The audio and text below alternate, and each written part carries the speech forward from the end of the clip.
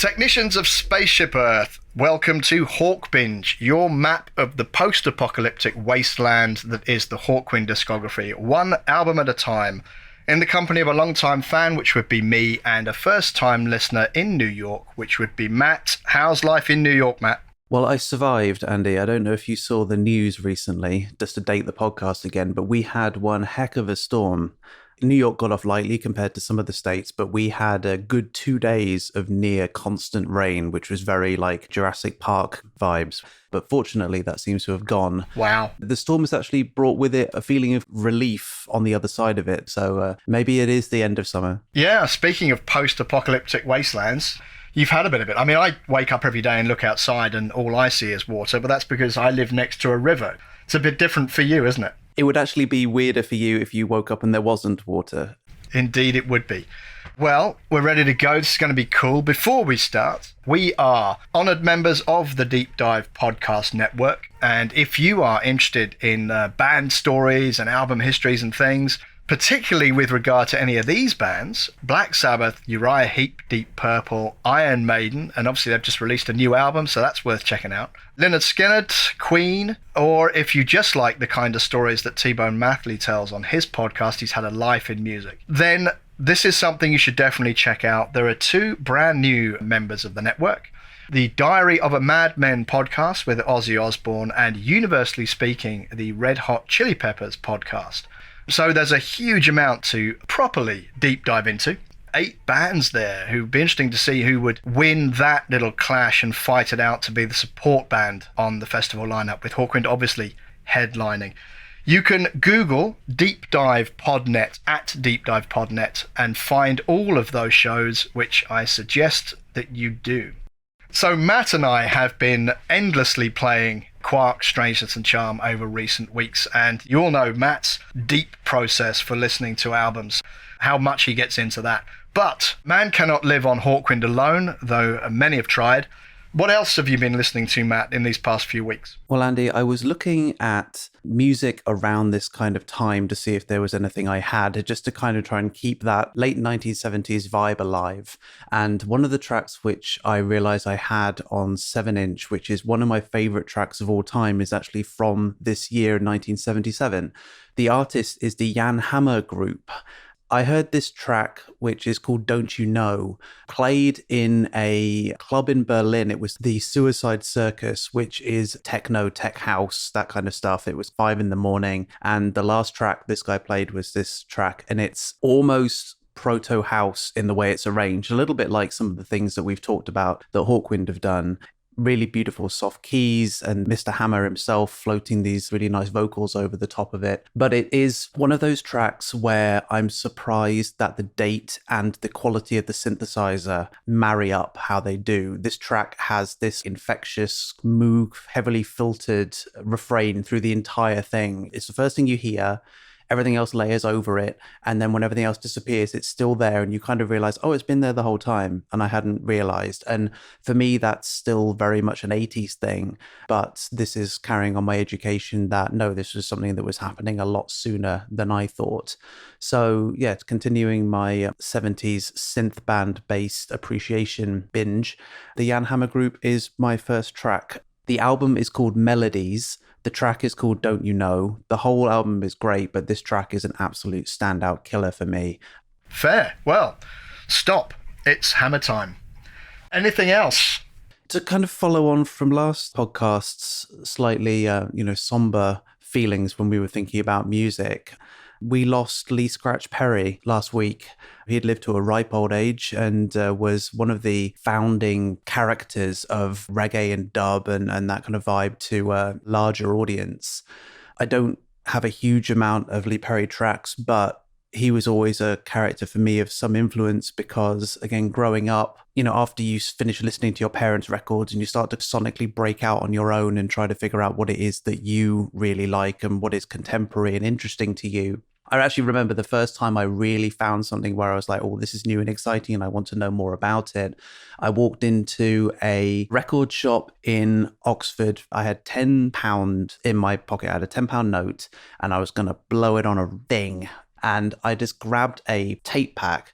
I didn't even really know what it was, but it looked cool. This is back in the day when club nights and event festivals, when they did a live gig, they would record it. And then for anyone who missed the gig, they would just put it all on cassette. So I grabbed that. And the first cassette was an hour-long mix by DJ Dye doing very percussive drum and bass. And it was the first time I'd ever heard anything like it. You know, the speed, the energy, all of that completely blew me away. And I started to do a lot of research on that and learning how drum and bass was only really possible because of like the Jamaican influence coming into the UK and how the music they brought mixed with like the youthful music of the UK. There's a lot of that stuff which I still really, really like. So to hear of Lee Scratch Perry's passing was a kind of a foundational loss for me. Like I said, I don't have a huge amount of his own work, but as a tribute to him, I am going to put a track called Iron Gate into the Sessions playlist, which he produced along with King Tubby, who again is a really big progenitor of that kind of music. That's the one which I do reach for if ever I want to just put some good dub on. So yeah, Iron Gate is a tribute to Scratch Perry, and rest in power to him. Indeed, and a worthy tribute, and really happy to have something on the Sessions playlist for that purpose. All of our time comes and people pass on. It's interesting that when these influential people do meet their time, one thing that does happen is it reconnects us to the incredible influence and power of what they did, which otherwise might have just become part of our background. So it's brilliant to reconnect with some of that and experience it again. So an excellent pick. It does become that strange kind of blip, doesn't it? Yeah, you have the blip of discovery and then the blip of loss, and they each produce a different kind of energy. I always sometimes think it's a little crass societarily when like someone dies and then suddenly their album sales go up. Yeah. It's not like you weren't thinking of them before. It's just that now, obviously, there is a new emotional weight to it. So I think that I've definitely revised my position on that. Yeah. No, well played. Well played indeed. Thank you. All right, Andy, now it's your turn to spill some beans, because last podcast you teased me, which has now been over a month, I think, since you told me that you'd found a cool new band and refused to tell me. Indeed. I went on at length about a new band I discovered and then didn't choose that band as my turntable pick. So it's a really interesting one. I don't really know how this turned up in my Google feed, because there's no reference to anything else I liked in the article that came up with them. I also don't know how it's possible that I hadn't discovered them before, because they've got about 8 albums or something. So this may be one where I say the name of this band, everybody goes, "You didn't know them?" So Matt, have you ever heard of Mythic Sunship? I don't think so. Oh, thank God for that. So they are from Denmark, and they sit firmly in that sphere that we talked about last time, where Yuri Gagarin sit, where Samsara Blues Experiment sit. And they've been around for 10 years or so. They had some albums that were very much in the kind of Yuri Gagarin-esque style, and they are Scandinavian, they're from Denmark, including albums like Upheaval, which have a real cosmicness to them and also a doominess to them. But around a couple of albums ago, they picked up a saxophone player and just added him into the band, which I think is an interesting thing that Hawkwind tend to do, and just incorporate new things. And then the music takes on a fusion-y kind of a vibe. And around the cosmicness also there is this kind of fusion thing going on. And it's really interesting what they've done. I like kind of both aspects of the band. They've got some really interesting music out there with the artwork. From a graphic design point of view, you'd love it. Some of the different album covers they've come up with. They have a new album called Wildfire, which is out this year on TP Records. The track that I've selected is Maelstrom. I could really have selected any of the tracks from the album. It's not one where there's kind of one that leaps out. The whole thing just kind of really works. As they go from this quite jazzy kind of a feel to a more cosmic kind of a feel and move around within that. They're really interesting. I've never seen them on the bill of anything that we've gone to, because I think the name, when I saw the story, it was the name Mythic Sunship that just said to me, oh, I'm probably going to like this. You know, they're not going to have to work that hard to bring me into this, I suspect. It's only if this turns out to be an absolute racket that I'm not going to like it. And it wasn't, basically. So they're a really interesting band to check out. And it would be interesting to see if they do tour. I've not seen them, as I say, on any of the lineups that we've been to. So a bit of a discovery, despite the fact that they've got a bunch of albums out there. That is always a strange thing, isn't it, when you discover something and realize that they've been around for a very long time. But again, in the age that we are in, there's so much information to wade through that's actually sometimes a really nice discovery when you like something and you realize there's more of it. Because there's something kind of annoying when someone releases a great album that you like and then you go and look for more and that's their first album. I mean, that's kind of cool because you're at the beginning, but you're also like, damn, I wanted more of this. Yeah, absolutely. Particularly in this day and age when it takes people another 5 years to record the second album. Very true. So my second pick here it takes me back a few years ago when we were both working in the London office. And there were lots of kind of genres that we were finding, subgenres of genres, and it goes pretty deep. And we were finding things like waltzcore and finding all of this very, very funny. And then coming up with new genres of our own and laughing. And one of them that we came up with was doom jazz that we thought was extremely funny. Basically, and then Googled it and found out that doom jazz is actually a thing. There were at least 2 or 3 bands actually actively playing doom jazz. One of them was a band called Boren and the Club of Gore, who I checked out, and we kind of found out that doom jazz is basically fairly traditional jazz in instrumentation, but incredibly slow. The kind of thing you could imagine hearing at, 3 o'clock in the morning in a basement Parisian jazz club with a whiskey and everyone feeling really sad and morose. But these bands adopt the trappings of doom with like skulls and, church bells and rain and all this kind of thing. So it's fascinating stuff. The other band that was in this mold was a band who I subsequently bought a lot of albums by, which is the fantastically named Mount Fuji Doom Jazz Corporation. They would improvise and play live. I bought a few of their albums. They had a bit more of an electronic vibe, and I subsequently found that they were the live improv offshoot of another fantastically named band called the Kilimanjaro Dark Jazz Ensemble. So whoever is in these bands has a penchant for fantastic names for bands. And I couldn't find their stuff on vinyl until very recently, where a couple of them have been re-released on the Ad Nauseam and Denavali labels. So I've managed to get hold of their second and third albums. The one that I really love out of this is Here Be Dragons. I was really interested to see what the studio manifestation of this band would be. And it does have a lot in common with this kind of thing that we talked about, the kind of traditional jazzy thing, but really, really slow. But there are other elements in here. There's quite a lot of a trip-hop vibe going on. It's almost like it's more Portishead than Portishead. And there is a female vocalist, and it has that trippy vibe to it and instrumentation. And there's some electronics thrown in with the different instrumentation, and it's really haunting. It's a beautiful album. As I say, it's out there on vinyl. You can get it. The track that I've chosen is Lead Squid, or Lead Squid, depending on which way you read it.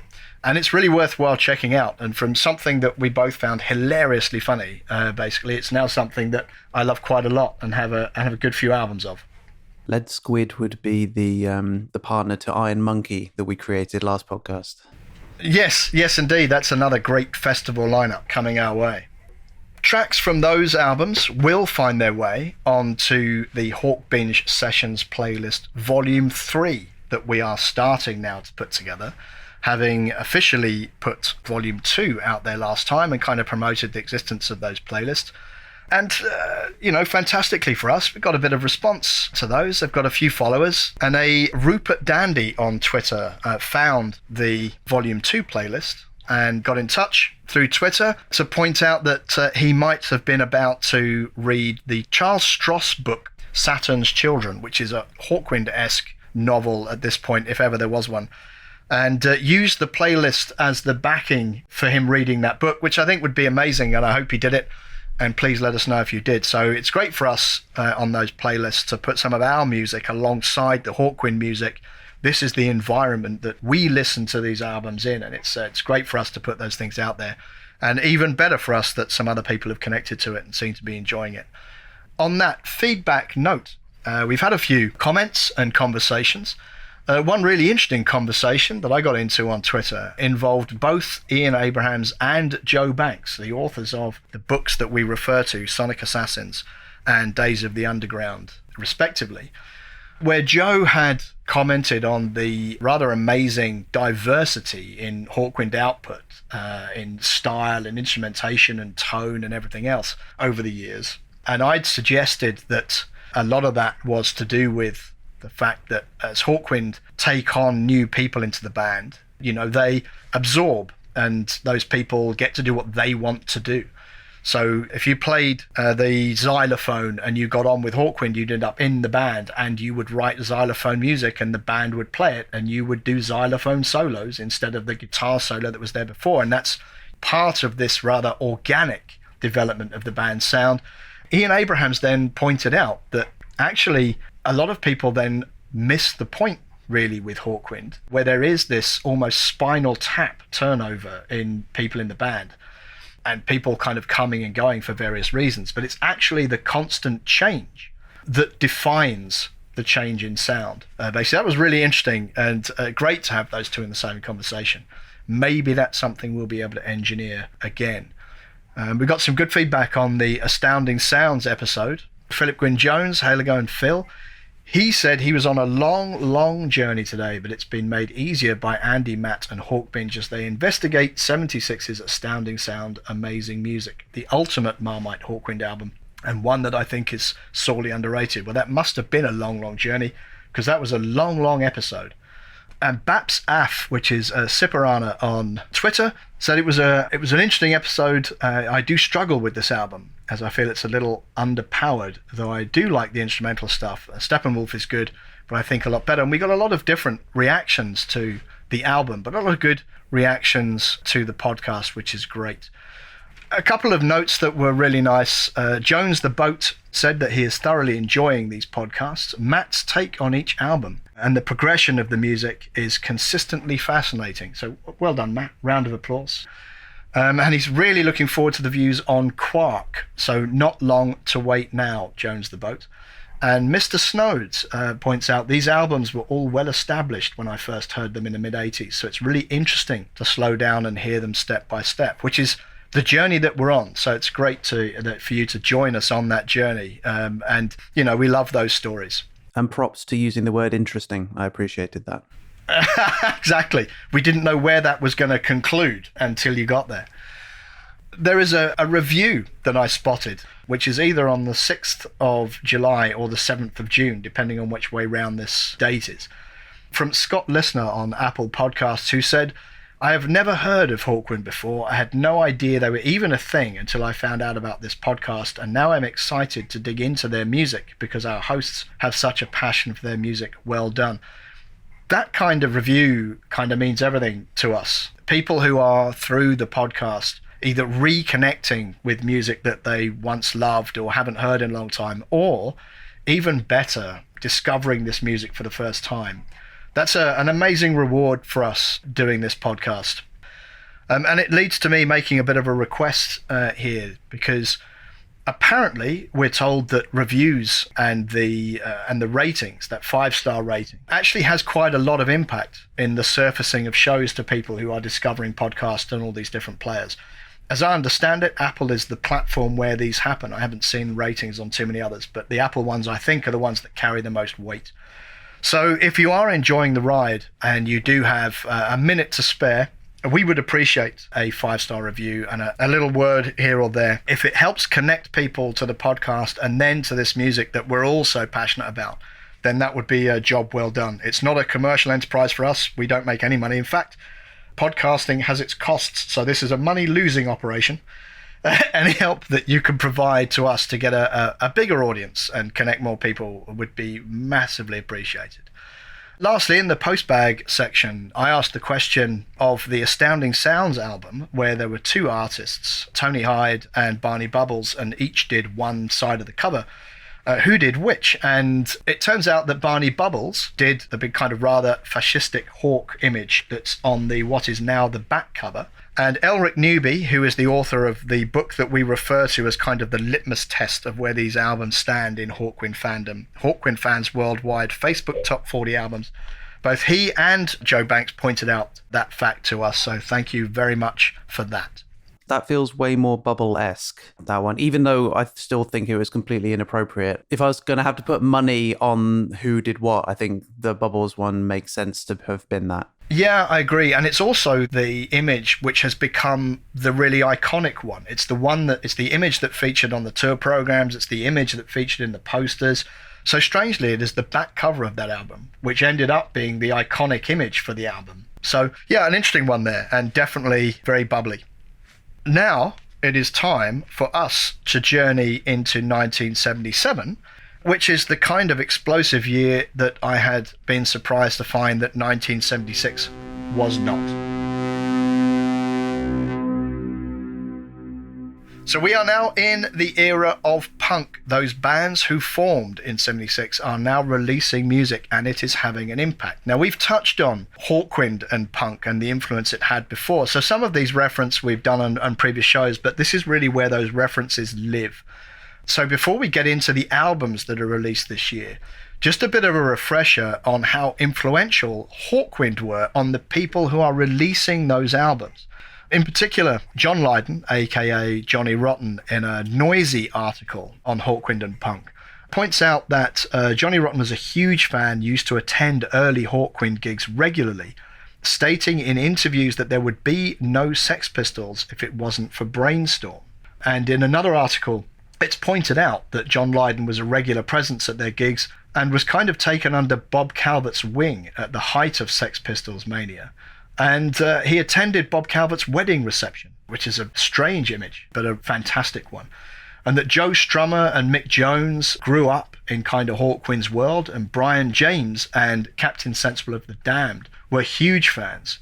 And Stephen Morris, the drummer of Joy Division and then New Order, said in an article about his top 13 albums, he'd said that there's an idea of punk being a 0-hour movement, but the Stooges had been going for ages, and they were punk. The MC5 were punk, and Hawkwind, I think punk rock started because in every small town there was someone who liked Hawkwind. So this is really powerful stuff. There's even another article on a punk website, Punk 77, where the person who writes for that website is clearly enamored of Hawkwind. And he says that Hawkwind stayed different and perhaps uniquely in popular music. They stayed true to their ideals and still do. Punk didn't affect them at all, he says. It re-energized them. Listen to Death Trap on PXR5 for an all-out punk sonic attack. He also points out that Pete Shelley of the Buzzcocks and Magazine were influenced by Space Ritual. And he says, in an era of stadium rock, they went out and played for free to people at any place that would have them. They never conformed. So Hawkwind really is a driver of this punk age. And there are lots of things that happen this year in the world of punk. The Sex Pistols attempted to interrupt the Silver Jubilee celebrations. This is 1977 by performing their version of God Save the Queen from a boat on the Thames. The Clash headlined the opening night of London's only punk rock club, the Roxy. The Sex Pistols had their contract terminated by EMI in response to their disruptive behaviour. This is before they'd actually released their first album. At the same time, Kiss were elected the most popular band in America by a Gallup poll. So clearly there's some post-apocalyptic stuff going on in the States at that point. The tragic plane crash carrying a number of members of Lynyrd Skynyrd crashes, killing members Ronnie Van Zant, guitarist Steve Gaines. Tragic things there. On August the 20th, NASA's unmanned probe Voyager 2 is launched, carrying a golden record containing sounds and images representing life on Earth. Surely that just should have been In Search of Space. It's the only thing that would make sense. So when we get to the albums that are released this year, and as I said before, these were things I was kind of expecting to see the beginnings of last year in 76. What we see now is the avalanche happens. So there are two albums from the Ramones, Leave Home and Rocket to Russia. The Buzzcocks released Spiral Scratch. The Runaways, Queens of Noise, Damned, Damned, Damned by the Damned. The Clash come out with their eponymous record. Two albums from The Jam, In the City, This Is the Modern World. Motorhead released their first album, and I would suggest that whether Motorhead are or are not a punk band is irrelevant. Their music very much lives within this kind of milieu. Talking Heads come out with an album this year, Talking Heads 77. Ian Dury, New Boots and Panties. And Never Mind the Bollocks by the Sex Pistols, really, the flag bearer for all this kind of thing. all come out in 1977. At the same time, some respected artists are changing their sound. Bowie comes out with both Low and Heroes firmly in his Berlin school here. And Brian Eno releases Before and After Science. At the same time, there are a lot of bands still releasing the things that they would be famous for. Rumours comes out from Fleetwood Mac, obviously an absolute landmark and still a kind of revered album. Animals comes out by Pink Floyd, which actually has quite a punk ethic to it if you look at those lyrics. Yes release Going for the One. There is Bad Reputation from Thin Lizzy. Foreigner release their eponymous album. There is Love Gun by Kiss that we've already spoken about here. News of the World from Queen, Innocent Victim from Uriah Heep, Street Survivors by Leonard Skinner, so some for the Deep Dive Network right there. So there's a huge amount going on. There is even an album from Donny Osmond, God bless him, and the Bay City Rollers. If you remember them, they released It's a Game. They are still going at this point. So huge amounts of things going on, a real kind of melting pot of different music happening at this point. But the punk explosion is here.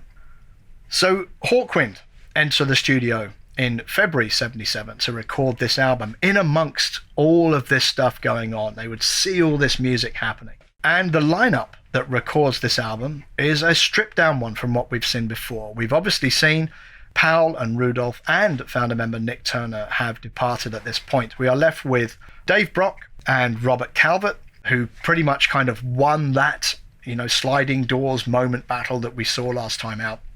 Simon House and Simon King are still in the band as keyboardist, violin player, drummer respectively, and Adrian Shaw comes into the band as the bass player, and I think has quite a big impact on the making of this album.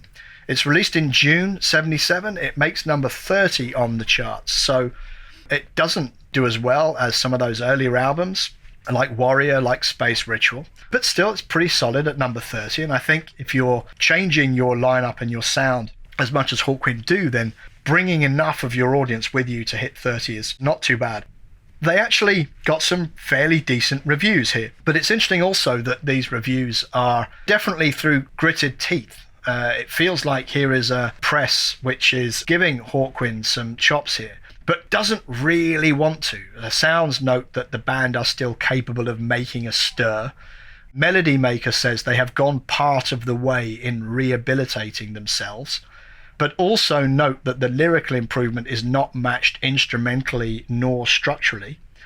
NME assessed it as sci-fi comic book thrills to the proles, which is about as condescending a statement as I've ever seen in music press, which both puts down the band and everyone who likes them. Only this time around, Bob Calvert's psychotic sense of humour is well to the fore, which is well said. This is my favourite though. NME states that musically it's all battering ram riffs and monoplane synthesised drones, with Dave Brock occasionally cutting loose on guitar. Now, that's quite clearly intended to be quite snide, but Matt, if I actually rang you up and said, Matt, there's a band playing tonight and they're all battering ram riffs and monoplane synthesized drones and occasional cutting loose on guitar, you're leaving the house at pace to join me to see that band, right? It reminds me of our mutual friend Dwan and I at Desert Fest, and the last venue still going was the Black Heart, which we've mentioned before. So we charged down there without knowing who was on, and you have to get up the stairs to get into the venue itself. And as we're going up the stairs, a guy's coming down the stairs, and we said, "Who's on?" And he went, "I don't know." And we went, "What is it?" He went, "Oh, it's awful. They only play one note." And we looked at each other and just sprinted up the stairs to see this band, which turned out to be Bong, which is hilarious. They made their first mainstream UK appearance to support this, performing on Mark Bolan's Tea Time Pop Show, where Mark Bolan suggested that they were the band who should have written Star Wars but didn't, which is quite funny. Robert Calvert wore an aviator's helmet and carried a stuffed falcon on one hand, which on a Tea Time Pop Show would have been quite something for the kids to behold, I suspect. Live, it was pointed out to me recently that Hawkwind on stage were doing some interesting things. So Calvert cuts up a big American flag with this saber that he carries around, and they had a 10-foot burning cross on stage. I'd suggest that you'd be kind of lucky to see out the year alive if you did those things today. So very much of their time. So that is where the band are at and what the music world is giving us in 1977. It is now time to find out, for the benefit of particularly of Jones the Boat, who has been waiting for this moment, what is Matt's hot take of Quark, Strangeness and Charm?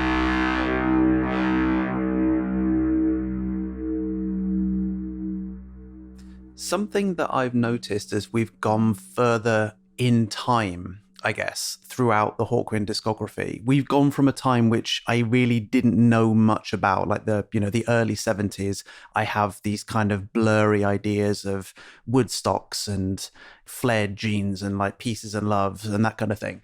But as you get closer to the end of the 70s, I feel like culturally I'm much more aware of what's going on. I've seen enough punk documentaries to understand what's going on in the world. The Cold War is still like a thing. There's a lot of British civic upheaval around this kind of time. So I feel like I am coming online culturally. So it's getting harder to judge the band just as the album, And I feel like that's probably true of most bands. So I don't think it's wrong to do that, but I'm just more aware of it. Like this year especially is an interesting time, because I think when you just talked about the Voyager 2, like space is becoming less of a dream and is now becoming a reality.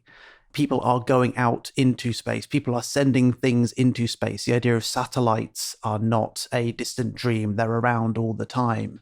So it's interesting how sci-fi still exists, but it's interestingly coming into a kind of level with reality where we're now figuring out that we can't warp drive to Jupiter and shake hands with an alien. We are going to send something which is essentially made of tinfoil out into the universe with a record on it. They're two very different things. So there's an interesting kind of mix of like reality and not. And I think that does shape bands a little bit, because as well as having fantasies about the future and possibilities, they are obviously like living in the now. And I think that that's possibly reflected a little bit in this album. This album comes a lot back to sci-fi.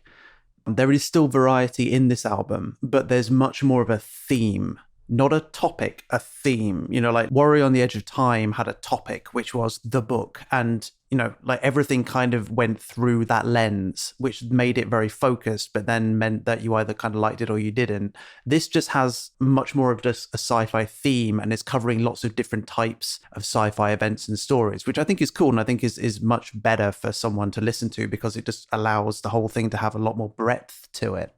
And it does mean that if you don't like the topic, then you're less likely to like the album. But now it feels like there's something that everyone could grab hold of. But definitely, I think you can feel that this is Calvert's album and Brock's album. It is much more vocal led, and there are a lot more stories in it, for better or worse, I guess. But it's very obvious that people who won solidified their position in the band very quickly. So it's more like the previous album than I thought it was going to be, in a way, musically. There are some of the still long breakdowns, there are a few instrumentally things, but there's definitely a lot more story and vocal and that kind of thing in the album.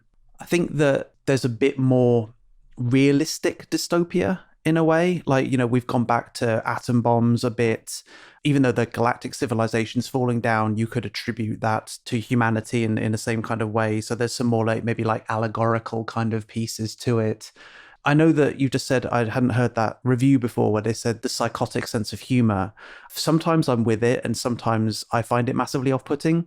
The idea of like Calvert wandering onto a TV show with a fake hawk on his hand, I'm like, yes, of course he did. I think there's very few things you could say he did that I would be surprised at. And I think that just the band has a little bit less of a filter than maybe I would like it to. And I think sometimes it does it at its own cost. And again, you can either like love Hawkwind for this or be a little bit kind of like cringe about it. And I think just I vacillate between the two, I guess. Like the idea of cutting up an American flag on stage, even if it's just ironically or theatrically or whatever, I find a little bit cringe. I don't really know why they've done that. But that also comes down to the fascistic hawk emblem. Like, you don't have to do that, but they do.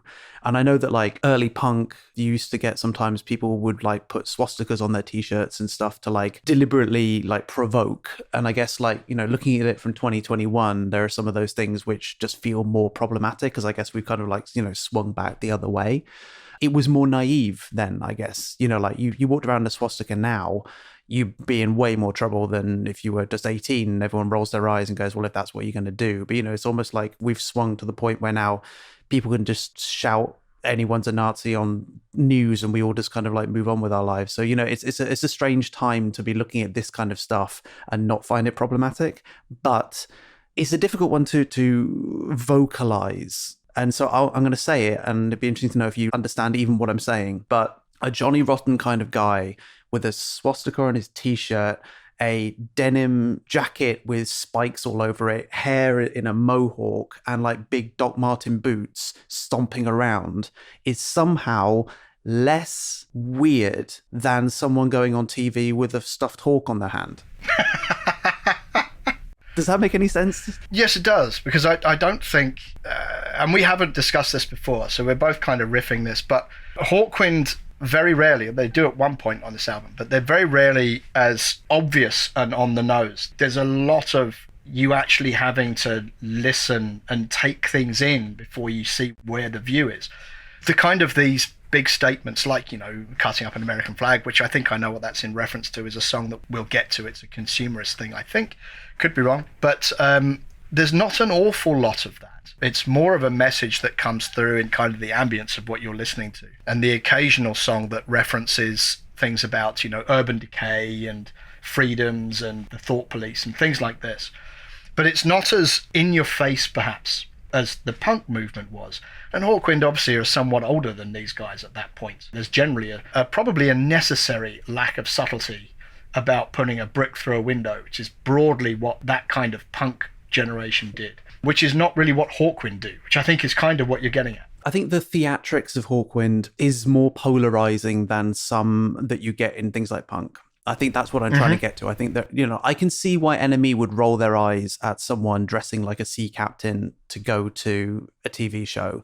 Whereas, you know, the famous interview with the Sex Pistols when they were like drunk and actually like swore on TV and like that, yes. That was an uproar and stuff. Like Enemy, I'm sure would have loved that, because there's some kind of like, you know, just like zeitgeist feel of that is what is cool, and dressing up like a sea captain isn't. And Hawkwind are so into that, they like go through uncool and then kind of out the other side. So they have this cult following. They're much more cult.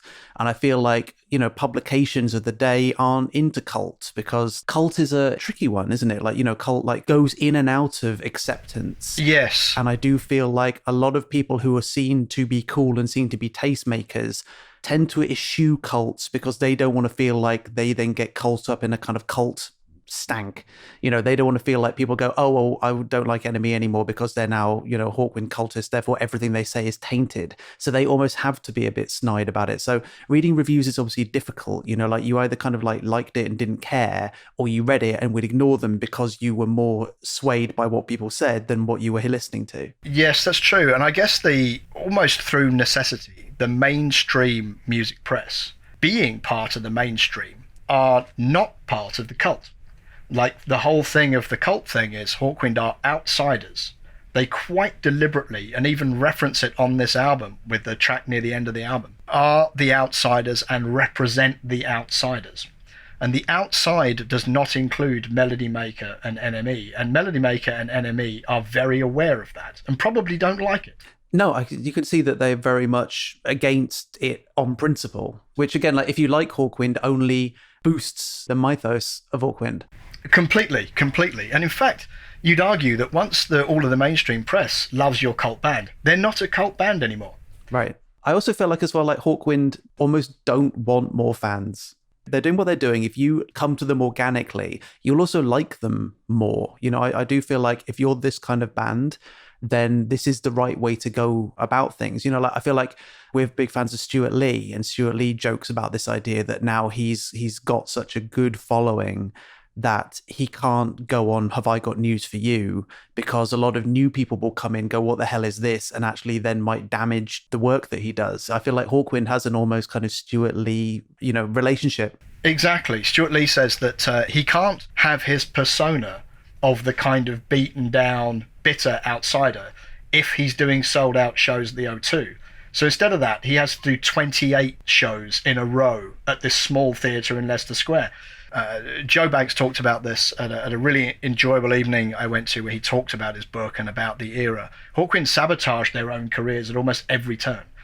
And Dave Brock is on record, as some of the other band members over the years, of really eschewing rock star status and rock star lifestyle, and kind of quite deliberately staying in the underground. So it's a very interesting place to come from. But that's punk to me. Yes. But again, they did punk in a different way. They did punk by being so weird that it would be almost like toxic to the average pop listener, which is cool. But then punk were different because punk was more aggressively trying to break into something where they weren't supposed to be. Hawkwind were quite happy where they were and be like, no, people will come to us or we'll just be here. Their ability to not care is actually fantastically liberating. That's exactly right, because punk really, it's been said that punk as a movement kind of lasted about a year. Like, once people were wearing T-shirts held together with safety pins as a fashion look, rather than that's because they couldn't afford a new T-shirt, it was dead at that point. And you get bands like The Clash headlining massive festivals, and it's effectively why they split up, because Joe Strummer, he wanted to remain, like a busker. And, Mick Jones, he was quite happy to go down the rock star route, and it kind of tears bands apart, and it changes things dramatically. Hawkwind just never did. I mean, even the Sex Pistols reunited purely to make money, and were very overt about that. The tour was called the Filthy Lucre Tour. Like, Hawkwind never ever actually did that selling out thing, and therefore is actually, as you say, a uniquely sustainable punk ethic.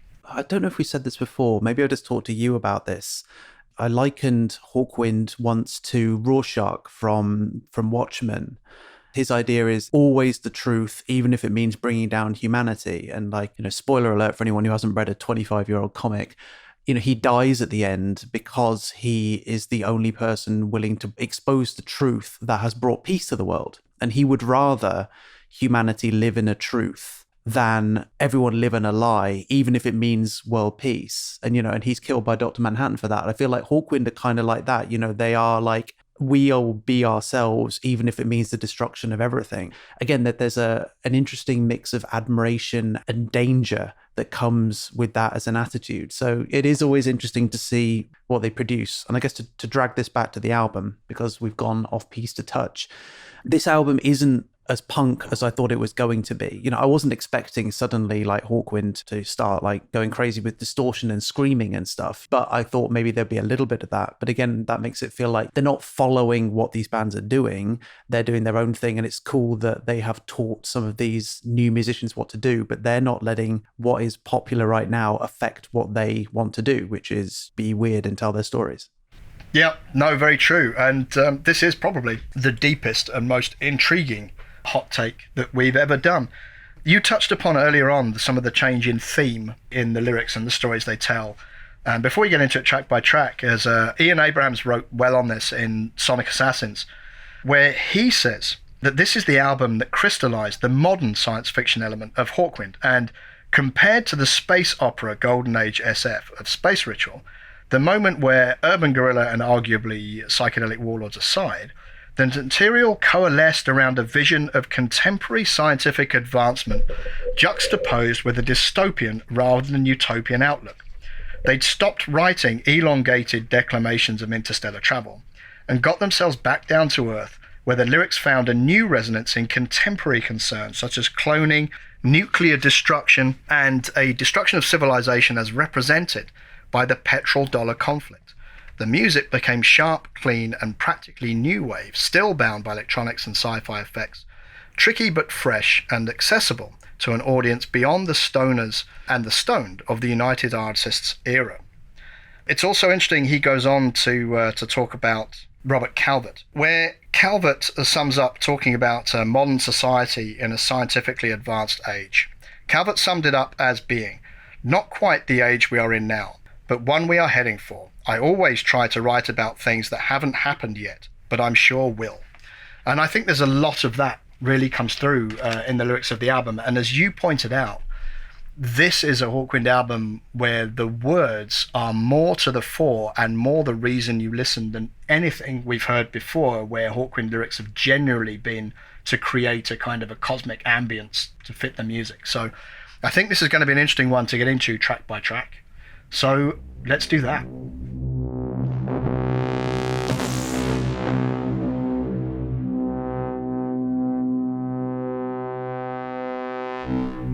And the first track, unmistakably, is Spirit of the Age.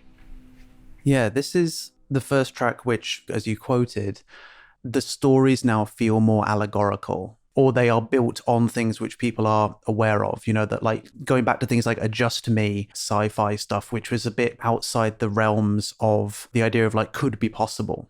Where, as you said, things like nuclear power, nuclear bombs, the idea of like what hath science wrought is much more popular now. Even like, you know, like when microwaves started coming into people's houses, the idea of actually we can make new things. Televisions are becoming more ubiquitous. Things have gone from black and white to color. I think at this point you start to get kind of grindhouse 3D movies and, you know, like even like labor saving devices, washing machines, you know, like the idea of like science making things has really like come up again and is really part of the consciousness. And the idea of like science can make these things which are great, but also science can make these things which are really damn scary is something which people can grasp hold of. So these stories become more relatable and therefore more scary. And the idea of a bomb destroying a city like it did with Hiroshima, you know, we saw that. The fact that that exists is more relatable than the idea of intergalactic time travel, two-dimensional spaceships. So by bringing things down to something more relatable, they are hitting harder in terms of where they'll take your brain. And I really like Hawkwind when they grab a concept and then they play with it and then give you permission to either let it go or go on yourself, you know, and that for me is the definition of inspiration, you know, not something which is so far off that I can't put myself in it, nor so prescriptive that I feel I can't go anywhere. And Hawkwind, I've always feel hits that level, which I really like. And I think Spirit of the Age is an interesting one to start with. It's not going to break my habit of not liking their first track, but this is as close to a first track which I think I've really liked as they've got. So, you know, that's progress in a way. I think this track has a lot going for it. There's going to be something that I say in a few minutes' time, which is then going to be the kind of the wince moment. But the way this opens, like your record is speeding up that whoosh kind of sound, which immediately from nothing to that is a very quick like sonic attack in a way, which just instantly goes, okay, something's happening. It's immediately hits a kind of like sinister tone. You know, if you feel like you could hear that going through a panning shot of some sinister sci-fi laboratory where they're experimenting on things. It feels like The Thing or something like that. You then have that overly distorted radio, and, you know, an overly distorted radio immediately evokes things that shouldn't be happening. Either things are out of range, therefore you're just at the edge of safety, or it's you're tuning into something, so there's some clandestine spying thing there, or the idea that you're underground, therefore the waves are breaking up. You know, there's nothing good. No one's doing like a weather report with that much distortion. You know, no one's doing something banal. There's got to be something important going on. So that's cool. I feel like the music that then fades up, which becomes the track, is actually way more happy and kind of just chill after like the evil distorted radio. So that was always a bit of a disconnect for me. But it turns into this floaty track, which plods along for actually quite a while. It's like at least a minute and a half before the actual like lyrics kick in. But then the first line we get out of the whole album is, I would have liked you to have been deep frozen too. Which, again, if you just stop there and unpack that, there's just like a lot. Something that Hawkwind are really good at doing is creating opening lyrics which immediately put you in a place that you can understand. I would like you to have been deep frozen too indicates that the person speaking has been deep frozen. It gives you an idea of then why. So they're probably on a journey, or they're probably like being safe somewhere. The fact that the other person hasn't means that there's immediately a disconnect in both time and place. And then they start to unpack that as well, where they say, like, you'll be 60 by now and you'll be dead by the time I return to Earth. So these people are in space. But again, they got froze, which immediately feels more real because we understand now that going through space takes time. I'm not on a two-dimensional ship which can literally go through multi-dimensional places. This was a journey. This feels more real. This is more like 2001, where you're in a big kind of ship that's going to take years rather than I'm there. Then this becomes like a kind of like a letter to two people. Like when it says you, I don't feel like they're saying you like me. It feels more like I'm listening to someone dictate a letter to someone else. And there was a relationship there. And I like the phrase then, but your father refused to sign the forms to freeze you. I like the fact that Hawkwind can get a kind of like feeling of sci-fi being boring, like there's bureaucracy, or like, oh no, I had to sign a form, like the idea of space travel and being signed, but then also having to fill in paperwork is again like this strange dissonance that I feel like only Hawkwind really do. Because again, it adds a sense of realism. But it's funny that becomes like a lyric because that's not the kind of thing, people don't normally talk about filling in forms. But then the enjoyment of the track is then sideswiped by this annoying lyric where the writer of the letter says, I wish I could remember you how you were still underage. And that is a lyric which is problematic, especially in the age that we're listening to it now. And I know it's kind of like a flippant thing, but in its flippancy is almost more annoying. I don't know who wrote this. This wasn't Moorcock, was it? No, this is Calvert, Robert Calvert. Fair enough. I mean, it feels like a Moorcock lyric just because he's the one who I feel awkwardly sexualizes Hawkwind in a way which I have never enjoyed. So, for this to be there, it's just kind of like a cringe lyric. And I find it a little bit hard to... it's a bit like that We're Tired of Making Love. It's like, I don't think there was a reason for it to be there. I don't know what it's doing. And it only serves to annoy me. So that is a problem for me, which means that it's very difficult to like the track because it taints itself. It's really interesting that you bring that up. We didn't really compare notes on this. I listened to this album months ago, just on a whim, but I really listened to the words in a way I hadn't really done before because, as I said, Hawkwind lyrics generally just serve as a kind of ambient background. And I suddenly picked up on that line. And maybe it's the age we live in. I hadn't played it for quite a long time. But it struck out to me, and I instantly had exactly the same response you've just spoken about. Oh, I wish that wasn't there. That's untidy. And I then thought, I wonder if Matt's going to pick on that.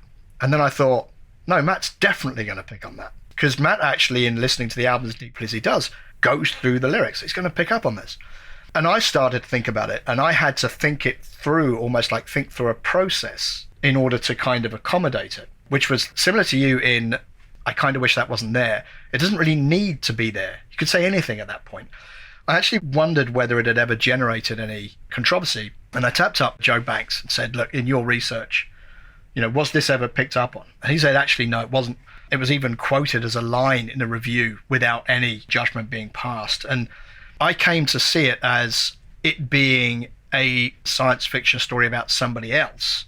There's a lot of very troubling 1970s lyrics about people having sex with underage women. The Rolling Stones do it, Led Zeppelin do it, both in songs I like, but wish the words were otherwise. And we're not talking anything on the Ted Nugent scale of hideousness, but I think the fact that it's a story about someone else, and the stories that you write about someone else, that someone else doesn't necessarily have to be a saint. So you can kind of get by, but at the same time, in exactly the same way as you, We're Tired of Making Love, I just kind of wish it wasn't there. We're on the same track with this. Yeah, I feel like it's gratuitous. It doesn't help the story. I guess for me, the most generous reading of that I can give is that, like, the spaceman is thinking of this other person as underage and so maybe not having been with anyone else. So the idea that, like, the mythos of the pure maiden is there. And I was wondering if they were trying to maybe get that into one line. If so, I feel like I could kind of let it go then. But then, I feel like Hawkwind doubles down on this and they talk about having an android sex doll version of this person. I shouldn't even be laughing. Is that, but like, is that underage too? But is it okay if it's an android? But if an android is deliberately created to be a depiction of an underage person, is that still not cool? Even though the android is technically only maybe like a few years old, technically, because it got manufactured? You know, like there's a whole bunch to unpack here, and none of it is fun to do because it just makes you feel like a creep for doing it. Yeah, but isn't it interesting that these lyrics make you interrogate the scene and your thoughts about it in a way which is actually now, 45 years later, actually a clear and present issue. You know, the world that we work in, we see this happening with robotics, digital humans, personalities. I've actually seen this, like a university panel like Oxford, etc., discuss this very issue with the advances in sex robots and kind of what this means for society. I think it's actually kind of amazing that one or two lines that Calvert writes back in 1977 give rise to these conversations, which are truly momentous societal conversations. I completely agree. And I think that there's a lot of mid-80s Japanese work, like things like Ghost in the Shell and, you know, going up even to contemporary times with the solid state societies that they do. Even things like Ex Machina, which only came out really a few years ago. This is going to be a philosophical thing for us, for sure. That idea of what does age and sexuality and love and that kind of thing in an age of replicant humans and that kind of thing. And the idea of like, you know, can you put your consciousness into a human? What does that mean for things? You know, like I feel like that is going to be something that we're going to discuss more and more. So the fact it's kind of being discussed now is cool. I just don't like the way that it's done with this kind of flippancy that the Hawkwind have done. So yes, you could totally take this thing and unpack it, and it has been unpacked in lots of different ways.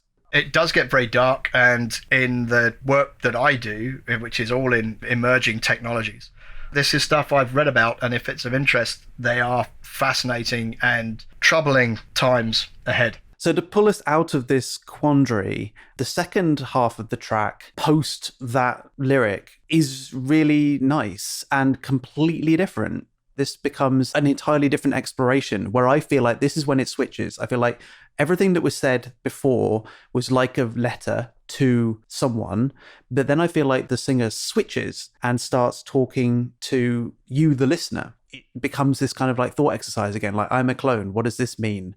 And this bit for me is gloriously written. Again, I think before in the previous album, we said like things like Steppenwolf made me feel like Calvert has arrived in the band. This for me is that kind of feeling where Calvert has really like got into the fabric of its DNA. There's some glorious lines in this. I feel like as well, the diction changes. The letter part, it's not sung, it's kind of dictated, but in a very staccato, almost like android kind of way. And then when the focus changes, it becomes more human. There's more emphasis. There's a little bit more singing, even though it's still fairly spoken rather than sung. The passion suddenly comes out. There's a fantastic line here of, there is no choice between us. If you had ever seen us, you'd rejoice in your uniqueness, which I really like. That is an amazing lament. The idea of, I am one of 20 other people. We've all been doing the same thing, which then makes me feel like, are there 20 other people that they're all writing this to? Do they all have sex robots? Do they share one? What's going on? I don't know. It's weird. But, you know, the idea of like cloning someone to go out into space, we don't know why, we don't know what for, we can only speculate, but that becomes part of the interesting thing about like, I can now have that idea. In this story, we start to talk about what does it mean to be a clone? What does it mean to feel like you don't have that individuality? Even that they say here, the idea of any weakness that you have is actually something that they would love because it would give them any kind of identity or individuality. Like even if it was something that would be seen as debilitating, that would actually make them unique. So the idea of almost wanting to have something bad happen to you just to create a feeling of individuality is another very dark thought, but again, a very human thought. The idea of not wanting to be a drone, the idea of wanting to have your individuality noticed and celebrated, is the definition of love and friendship, isn't it? The idea that someone would look at you and say, yes, you are an interesting person. Out of the 7 billion people in the world, I will do activities with you, is gratifying and is nice. And the idea of losing that is probably someone's definition of hell. I couldn't agree more. The word genius is massively overused in the world, along with words like awesome. How's your cheeseburger? It's awesome. Well, no, it isn't, because if it were, you would be on your knees with your arms in the air, openly weeping. I genuinely think that there is genius in the writing of these lyrics. And the only other musician I like a lot of musicians who I genuinely think is a genius, is Frank Zappa. Those lines that you said, if you had ever seen us, you'd rejoice in your uniqueness and consider every weakness something special of your own.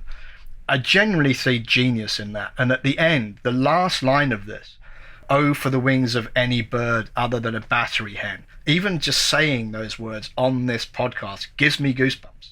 I think that is an astounding piece of lyricism. And it's also interesting as to what we said at the beginning of the show, that we've spent this time analysing this track, and what we've been analysing is the words. And that is the beauty, I think, of this track and of this album.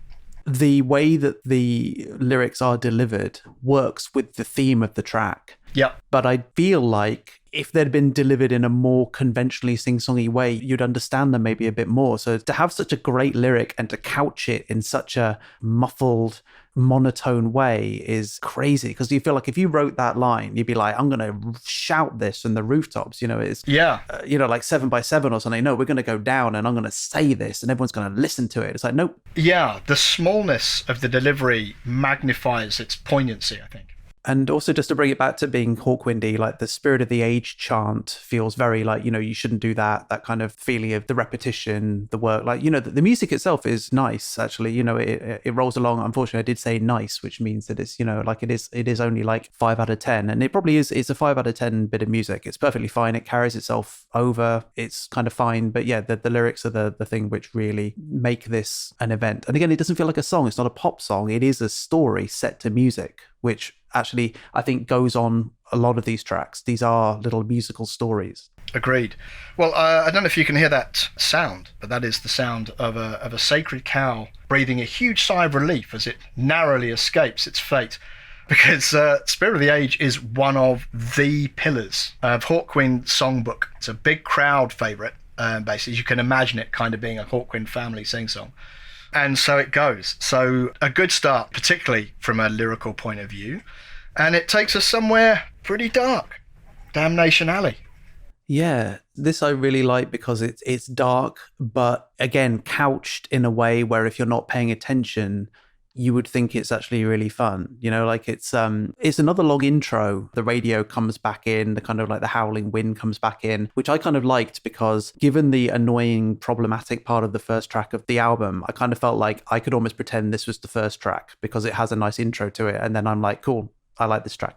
I think the first time I listened to this, again, not being able to get every single lyric, I wasn't quite sure where it was going. And I thought, oh, this is surprisingly upbeat for Hawkwind. And it wasn't until, again, I really listened to it properly that I realized that this is a song that revels spectacularly in its own irony, which I think is a really cool thing for it to be able to do. To take the US open road trucking kind of song, like the way that the chords work, the upbeat feeling of the whole thing, and then twist that into an apocalyptic drive through destroyed America is a great bit, again, of cognitive dissonance. And I'm sure that was even better during the time. It feels like Mad Max or something, I feel like this person is having a kind of a good time in a way where they've accepted their apocalypse. You know what I mean? It's like that mixed with Zombieland or something, that idea of we've gone through so many apocalyptic films, we may as well just have some fun with it now. So this idea of this person in again, a great delivery of 8-wheeled anti-radiation tomb is a great idea. It feels very Mad Max. I feel like someone's got like a big truck, has just welded spikes and stuff, all the way to it in a kind of like, Mad Max Carmageddon kind of way.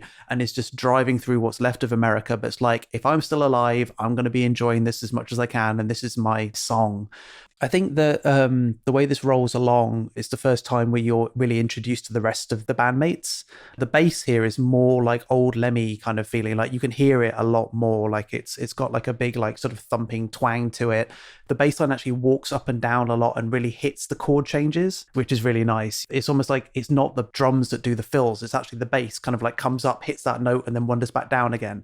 And I really like that feeling that we're on this up feeling all the time. It just adds to the fun of the piece and just adds to the pace of the piece, but I think is also then very faithful to the kind of music. So it's very well studied in order to subvert it as well as it does. which then brings me into the second half of this track, which, just like Steppenwolf, makes me feel like I'm really glad that this part of Hawkwind hasn't gone anywhere. You know, I was worried after so many people left in this band genocide that happened at the end of the last album. And I think that Steppenwolf, the band, enjoyed. So the fact that this kind of works again is fine. You know, there aren't so many long meandering instrumentals in this album at all. So obviously that bit is kind of gone. But this breakdown, like they did with Steppenwolf, is absolutely glorious. It just rolls along and then just falls into itself. The organ out of nowhere, it was just like the very first time I heard it, that was a real just like hairs up. There's just something that does it for me. When that's done well, I absolutely love. And this track, it's great. I've been listening to it again. The bass, it has a long tail to it as it goes along. And then as it breaks down, the decay of the bass cut till it becomes like tiny little stabs. And then this organ comes in and the bass and the organ just come together and just hit these notes, which are just absolutely sublime. Every time it comes on, I'm just so happy. I have to stop what I'm doing and just listen to it and really appreciate it. And then it rolls on and the bass, the notes in it are so satisfying as the organ just kind of like layers on top. And then in comes the violin, and whoever is playing the violin... Simon House. Right. Simon House is not getting paid enough for the amount of value that he brings to the band for me. I just like every time he's been playing, like the last album, this album, whenever that violin comes in, it just gets me. There's something about the way that they layer it over is just always so serene and really, really gorgeous. It's funny how this breakdown makes me forget the rest of the track until it comes back again for the reprise. I'm like, oh yeah, this isn't a different track. This is the same track. So for it to be like a big, long exploration, have this really fun, well, you know, fun in quotes, delivery, where they're even listing all the places in America which aren't there anymore. And I feel like listing places in America, again, is very of the style. So again, taking that and instead of being like, you know, on my way to Chattanooga or whatever, it's like, nope, Chattanooga isn't there anymore. It's like a great twist, again, on the expectations. I don't think I have a criticism for this track. I just think that it's absolutely gorgeous and just probably one of my favorite things that they've done.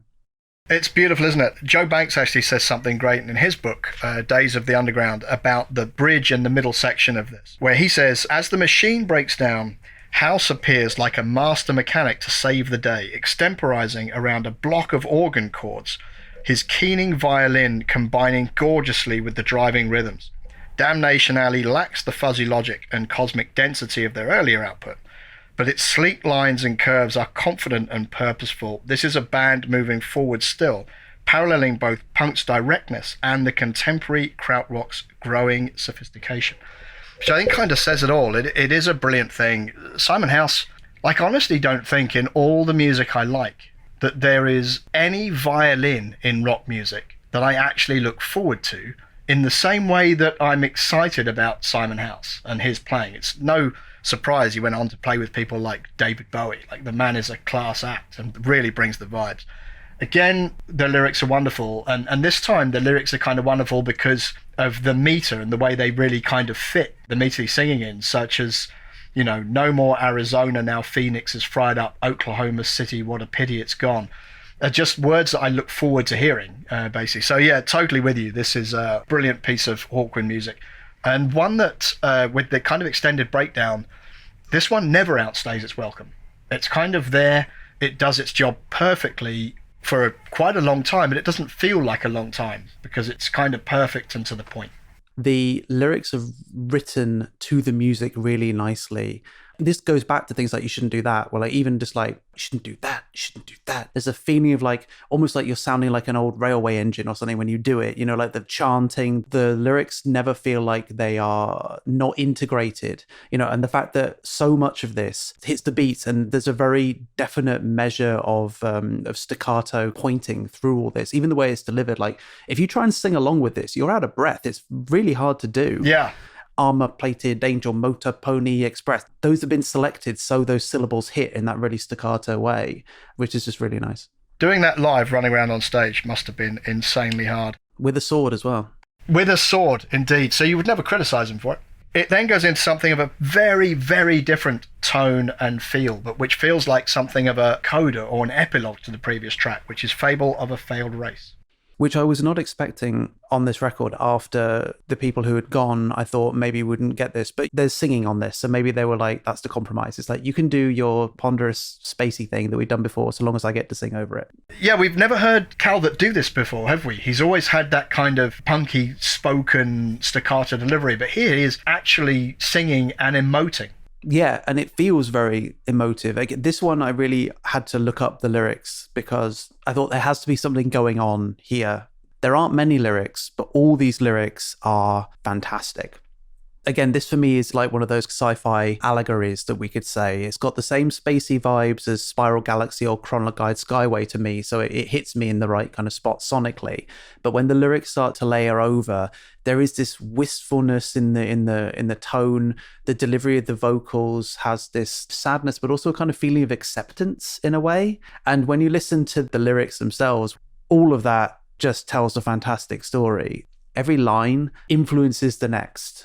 Even the idea of like, once was green and is all now sand, the sand buried them up, so it's not just like, oh, it's sand, that sucks, because sand's like, infertile and lame. It's like, no, sand is also a trap. And then this symbolic idea of like being buried up to your eyes, so all you can do is look up, and then maybe I have hope, but then shadow came for our sight and left us to conspire with night.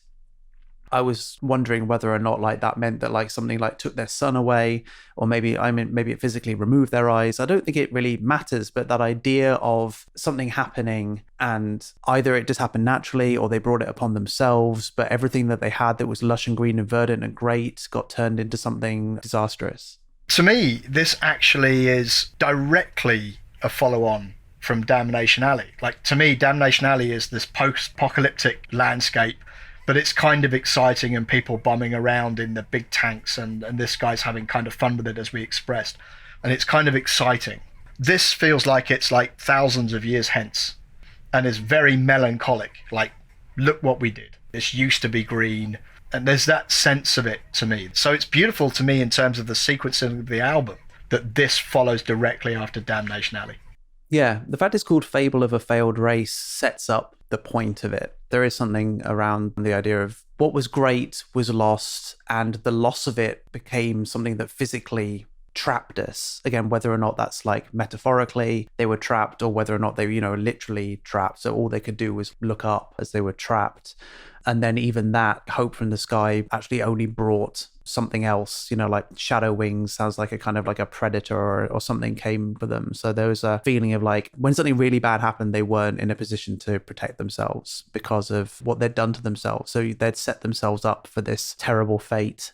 And it's sad, but like I said, it's delivered in a way which sounds almost accepting, which makes me feel like maybe these people, this failed race, did something that they like, yeah, we shouldn't have done that. Like, this is our fault. It wasn't a natural disaster, or it wasn't a warring army. It was like, maybe it was something like an atom bomb kind of thing where they just did something terrible and they're like, we are now the architects of our own destruction, and now something else has happened that we maybe would have been able to deal with before, but we can't because now we're stuck. And being stuck means that we are unable to defend ourselves.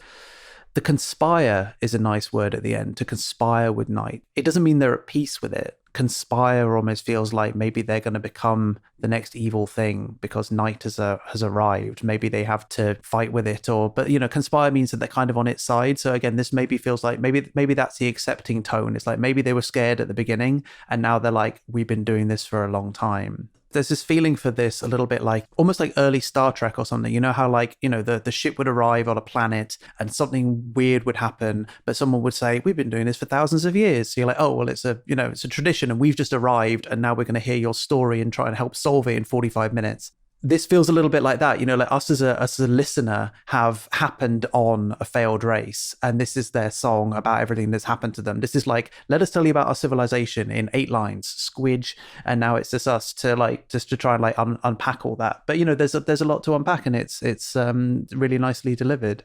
Absolutely, and the sense of melancholy in the words is beautifully underpinned musically. Yeah, the only thing that gave maybe a feeling of hope was the idea of conspiring with night felt like a reference to the logbook, the first page of which is about that person who is stuck in a self-perpetuating night. and, you know, he's trapped in darkness, and, you know, that idea of them coming to the realization that maybe something can be done about this, and they say, let there be light, and there is. That idea of like reconjuring the light, that idea of remembering what it's like to be happy and have light and be able to try and force that back into reality. When I read the word conspire, I was thinking like, maybe they aren't trapped. Maybe there is a way for them to reattain salvation if they remember what it's like to have the light. And then that will be their conspiracy. They'll conspire with night in order to make light happen once again. So maybe they're not as failed as we think they are. That's interesting, isn't it? It's interesting also how the lyrics are such that you get the same vibe and feel out of it, but you can interpret them very differently. My take was always that the failed race was us. It was a lament for humanity, and the conspire with night was basically going, this is something that we had our own part in, rather than something that was done to us. Like the first track, maybe these are the people who went from Earth to try and settle somewhere else, but messed it up, and now they're stuck where they are. You know, there's ways you can do that, and you can definitely attribute it to humanity. I just like to dissect it from a more allegorical kind of way. And the words let you do that. The words totally let you do that. So that rounds out side one, which is a pretty good side by anybody's standards. Definitely some great stuff to get into there. We put the needle down on side two, and we hit a completely different tone. This is about as poppy as Hawkwind get, and it is the title track, Quark Strangeness and Charm. Yeah, I have a feeling this might be a sacred cow as well, and it's one which is one which is not going to survive as well as the other one, at least for me. It starts with a like a slid bass note, and there's something about that bass note that tells me everything I need to know about this track. I don't think I can think of anything which starts with a slid guitar note that doesn't then end up being a little bit dumb. It sounds like the same thing that like that Dick Dale track, the one that's on Pulp Fiction, where it goes do, and then you have the same kind of slide, and I'm just like, that track's poppy and silly, and it just made me feel like the same kind of thing. I likened this to half I Like Driving in My Car by Madness and half Lily the Pink by The Scaffold, which is not a combination I feel is going to do anyone any favors. The point of the song is kind of lost to me. I know it's, again, imaginative and silly and weird, but I find this one a lot harder to get into. I think the problem for me is that strangeness and charm are two personal attributes, or attributes to personality that you can have. And Quark is an object, like, you know, it's a thing. It's like a subatomic particle. So like having two personality traits and then an object is weird, even if it's a more scientific object. I mean, you could say bread, strangeness and charm, for all the sense it makes to me. And I think that's the thing that really like doesn't help this for me. I can't interpret this in a way which makes me happy to understand why Quark is there as the the main leading point in this song. And so that's what trips me up constantly. Fair. I mean, it is definitely is a novelty. To me, it's Calvert in particular just having a lot of fun. Right. And the kind of music supporting that. It's not something we've really heard from Hawkwind. I'm trying to think back, but I think this is very different territory for Hawkwind, not one they inhabit very often. I liked it from the off, but then I've had this album for a long, long time. It was one of the first ones I got, and probably to young me, this is a very accessible track. All the tracks on the album, this is one that you get because you don't have to think too hard. And therefore, I've grown up liking the album. So it's the track because of that. Because it's very different now, I think, coming at it from the point of view that you do, which, let's face it, it's the point of the pod. So it's kind of fascinating that it rather sticks out in a mood-breaking way between the depth of what we've had before. It's good, I think, where they put it on the album, because I think on side one, it would have been completely disingenuous. And at least as a kickoff to side two, it's almost like the song that gets played in the interval between the two halves of the album, because it gets pretty serious from here again after this, and pretty deep. So I totally get where you're coming from. I do again like the cleverness of the lyrics. You know, he had a long moustache to put on, it was yellow. It's a line that always makes me smile. And I like it, but it definitely doesn't carry like weight or gravitas as a lot of the other tracks do. But I definitely feel better about it than you do, but I do get where you're coming from. There's vocal flair, for sure. There's some nice rhymes in it. There is some fun with it. And I'm sure that there's someone listening to the podcast now shouting at their speakers saying, look, it's just fun. It's just a bit of fun. Just like chill with it. And I say, that's fine. But it's not my fault that Hawkwind just put 3 very heavy tracks at the beginning that require detailed listening and then put this in it. When if I'm in that frame of mind and I apply the same logic to it, it's not my fault if I then come up with something that's unsatisfying to me. And you're right. Like they said with the review, sometimes Calvert's insane sense of humor takes over, and I think it's fine. But this track for me is the equivalent of him appearing with a stuffed bird. I'm like, fine, you can do that, but I'm not enjoying it in the same way that you are. I feel like he is having an awful lot of fun, but I feel like not that he's having fun at my expense, but he's having fun and I don't get the joke. I think the one thing that's good about this track is that it's actually mercifully short. It's only like 3 or so minutes. If this went on for like 8 minutes, like they have been known to do, then I would be really annoyed with it. But the fact it's short, I'm like, yeah, fine. It's a bit of a jam. I was wondering even whether or not this track was trying to be the next Silver Machine, just because I feel like the production is high. There's lots of instrumentation. It's super fun. I feel like this would be radio friendly. Okay, the lyrics are still weird, but it's almost like Hawkwind saying, look, society, we'll meet you halfway. Let us have strange lyrics and a weird idea. If we give you a bit of a groovy jam to do it to, are you happy with that? And I'm wondering whether or not they tried to do that and it didn't really work, but that would be my suspicion. I would absolutely say that you're 100% right in them looking for another Silver Machine, because I think they kept trying to look for another Silver Machine ever since Silver Machine and totally failed to do it at every turn. Yeah, because Silver Machine was great, but the fact it did so well was they found Lemmy and, they tried to do it so much, they eventually made it work. I don't think it's good when Hawkwind try and write a hit. I think that it comes over as them trying a bit hard, and I feel like this track feels kind of try hard. No, I think that's fair. The one thing that is nice about this track, though, is that this gives the rhythm section a chance to really, shine. The drums had a good go in Damnation Alley, but I feel like this rhythm section has a lot of energy in it. It's filled with claps and cymbals and that kind of stuff. So if anything that's nice about this, it really does carry itself well, and the rhythm section really helps drive it. Well said. Let's end on a note of positivity for Quark Strangeness and Charm. I love it, but I totally understand where you're coming from. And it'd be interesting to see what anybody out there listening has to say about it. Anyone is welcome to fight me in the comments section about that one. That's fair enough. And I would love to be proved wrong if someone does have an interpretation, or if enough people say, stop interpreting it, this is just a fun one that they put on the album. The way that Hawkwind have arranged albums before, I'm completely fine with that. I just feel like if we're analysing it like we are, this one doesn't stand up to the same level of scrutiny as the other tracks. And also, I don't think it's not so fun that I let it get away with not being that. Just because it's intended to be a bit of fun doesn't necessarily mean that you have to find it fun and that you have to enjoy it. It's all, at the end of the day, completely subjective, and things kind of connect with you or they don't. With this one, the impact has to be immediate. It's like a joke that you either laugh at or you don't really understand. Retelling the joke because you didn't get it makes it less funny than it was the first time, unless you do what Stuart Lee does and you just keep retelling it for half an hour, so that the act of retelling it badly just makes it funny. So I think this is one of those things that you hear it and you love it, or you hear it and it doesn't work for you and it's concise and short and it only has one note to play, and you either dig it or you don't, and that's totally fair. The one thing that I will give it for is that I think it's probably the only track which is like an Einstein diss piece. I don't think anyone has ever gone for Einstein over his looks. It's a little unfair because Einstein is not in a position where he has the right of reply. I would have enjoyed Einstein's lengthy white paper on exactly why he had in fact scored with many girls and would continue to do so. Thank you very much. We get from this light-hearted behaviour into probably, I would say, in terms of subject matter, one of the heaviest songs that Hawkwind have done, because it is very direct, it is very of the time, the kind of issues that were going on at the time, it's still going on today, it is very prescient, which is Hassan-i Saber. And I'm going to tee this up with a couple of things. Firstly, a beautiful piece here that Joe Banks talks about Hassan-i Saber, when he says, "The finger bells and quasi-Arabic violin at the start of Hassan-i Saber may be blatant exoticism, but they conjure images of Bedouin tents and veiled harems nonetheless.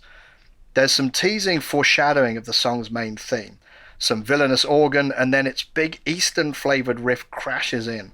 Calvert chants frenziedly over the top, conflating an ancient Islamic warrior creed with the present-day Middle East of oil feeds, petrodollars, and Black September.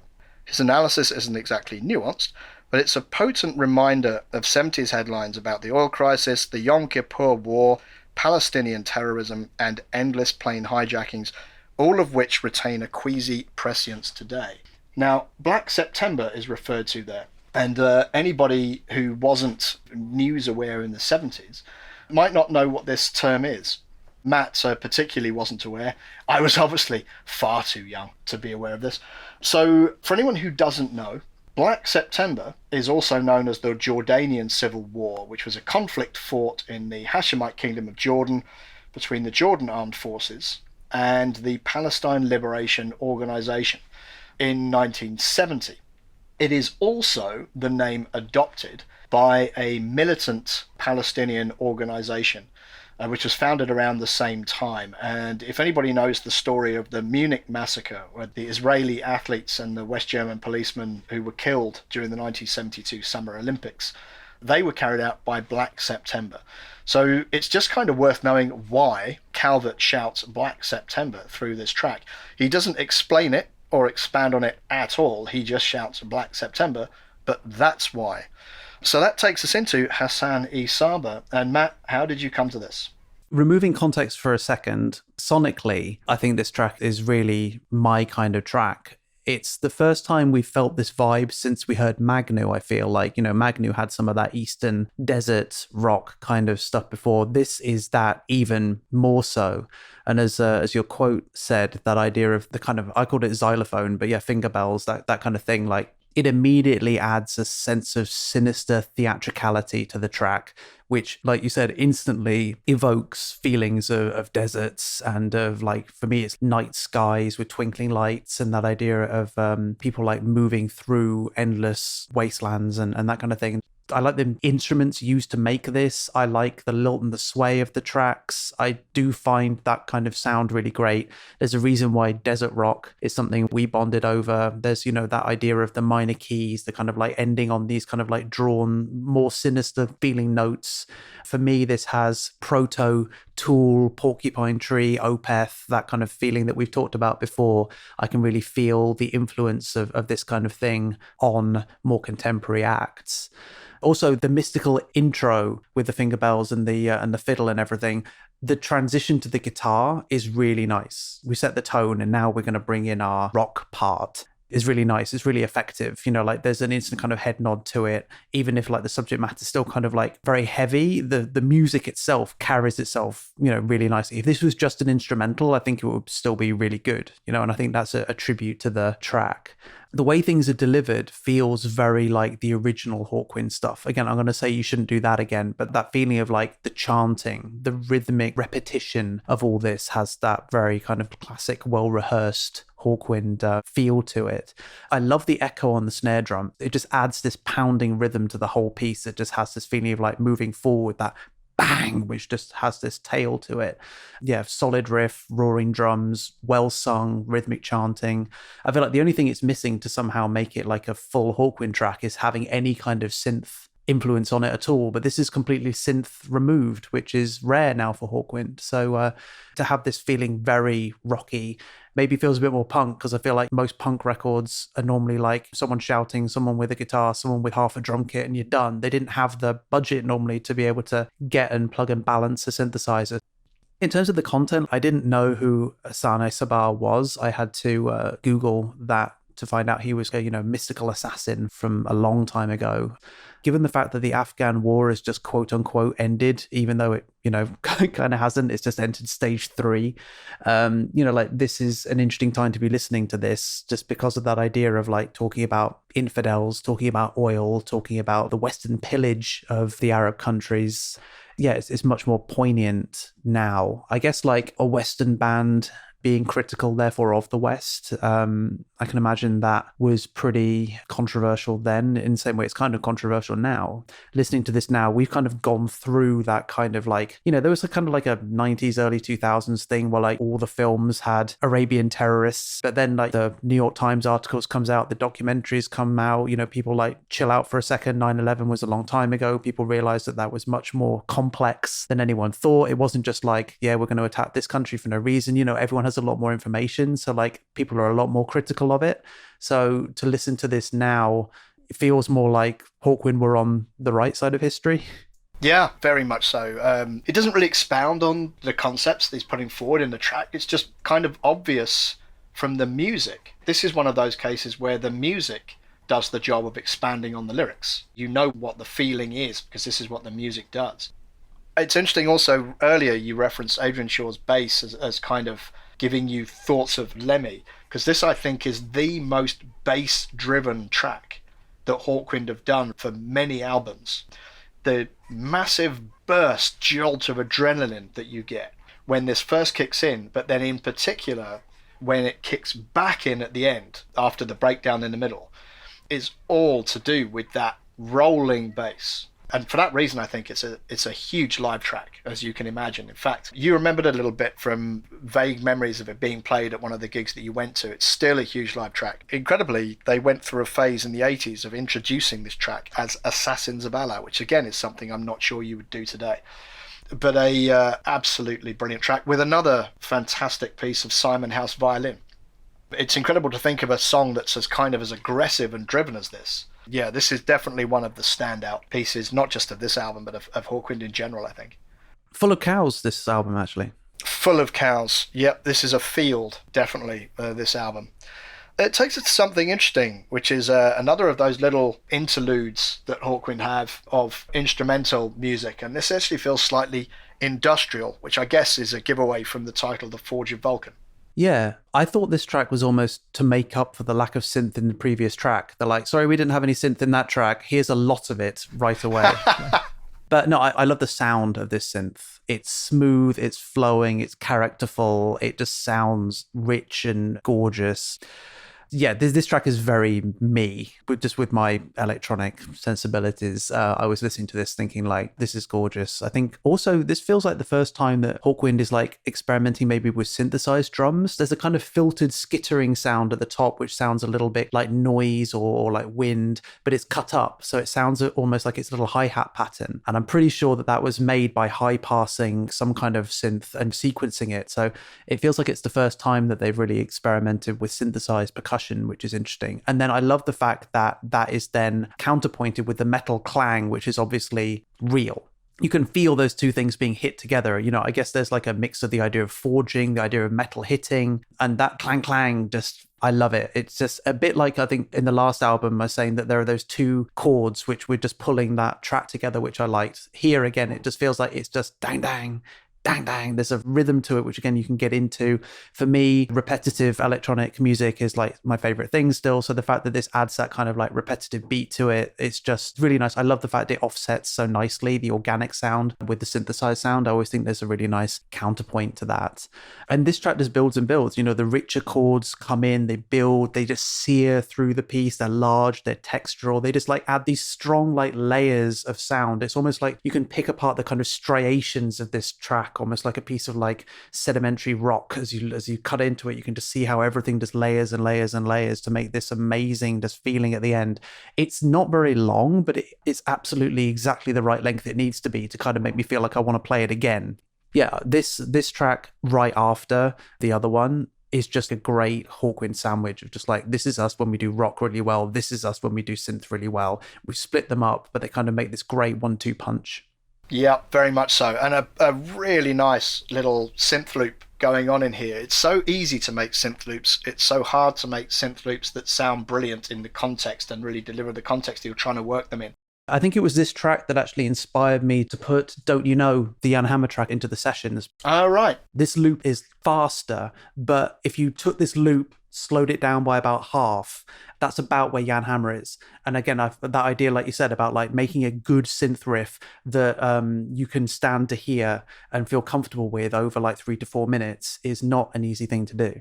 Absolutely. And the kind of industrial thing of this really kind of, again, foretells things that are going to be coming our way in a few years' time. It's funny, I used to listen to the more instrumental parts of this album as though they were just bridges between the tracks that I loved.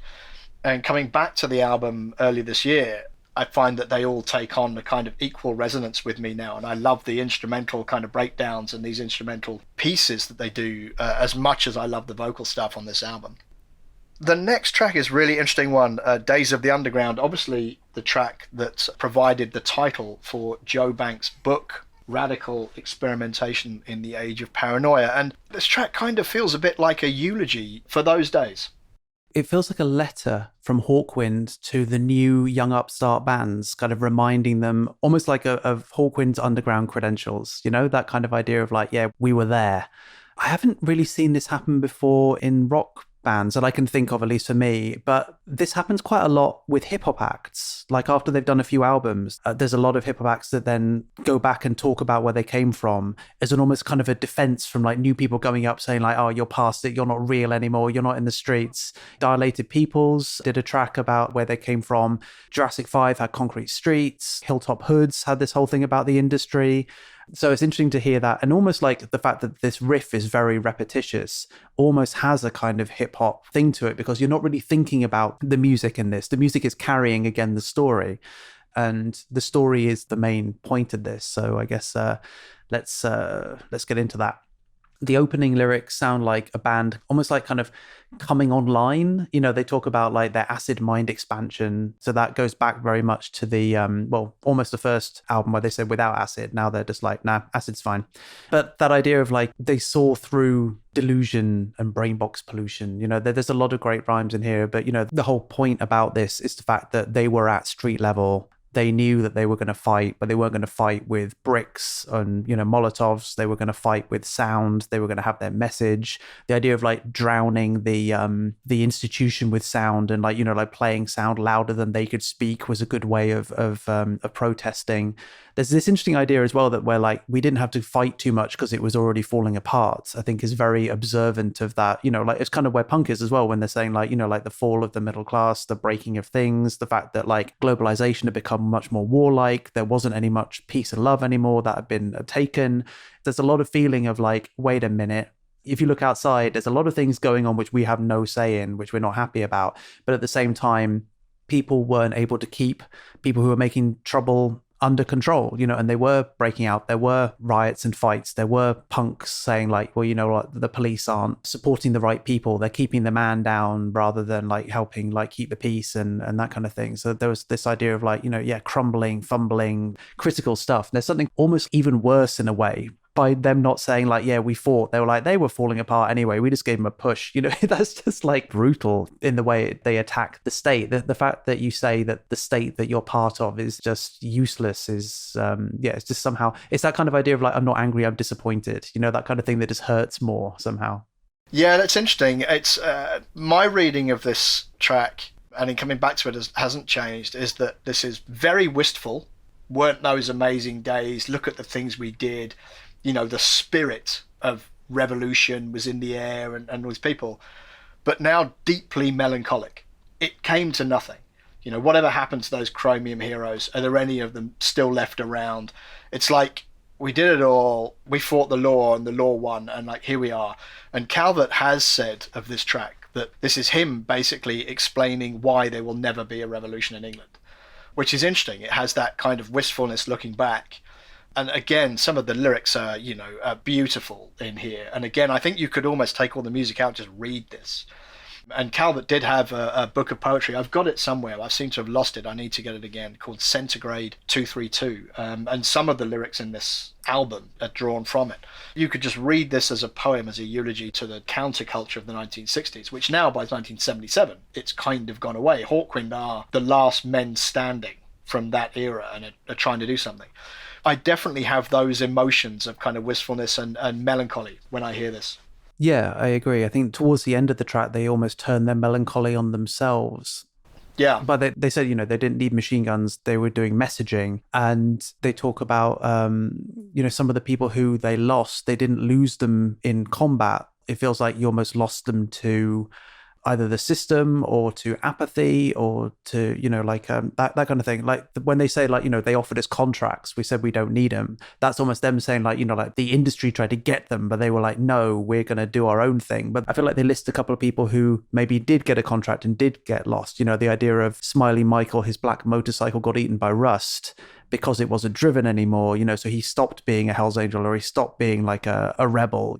Again, just like Hawkwind's brilliant use of mental imagery, they could have said Smiley Michael was lame and just stopped coming to gigs, but he didn't. They talked about something which was iconic of rebellion, the idea of a black motorcycle, and just using the word rust conjures up, well, why was it rusted? Because of lack of use. Like you can get a huge amount of detail into those lines, and it's nice to see lyrics which make you work for the conclusion.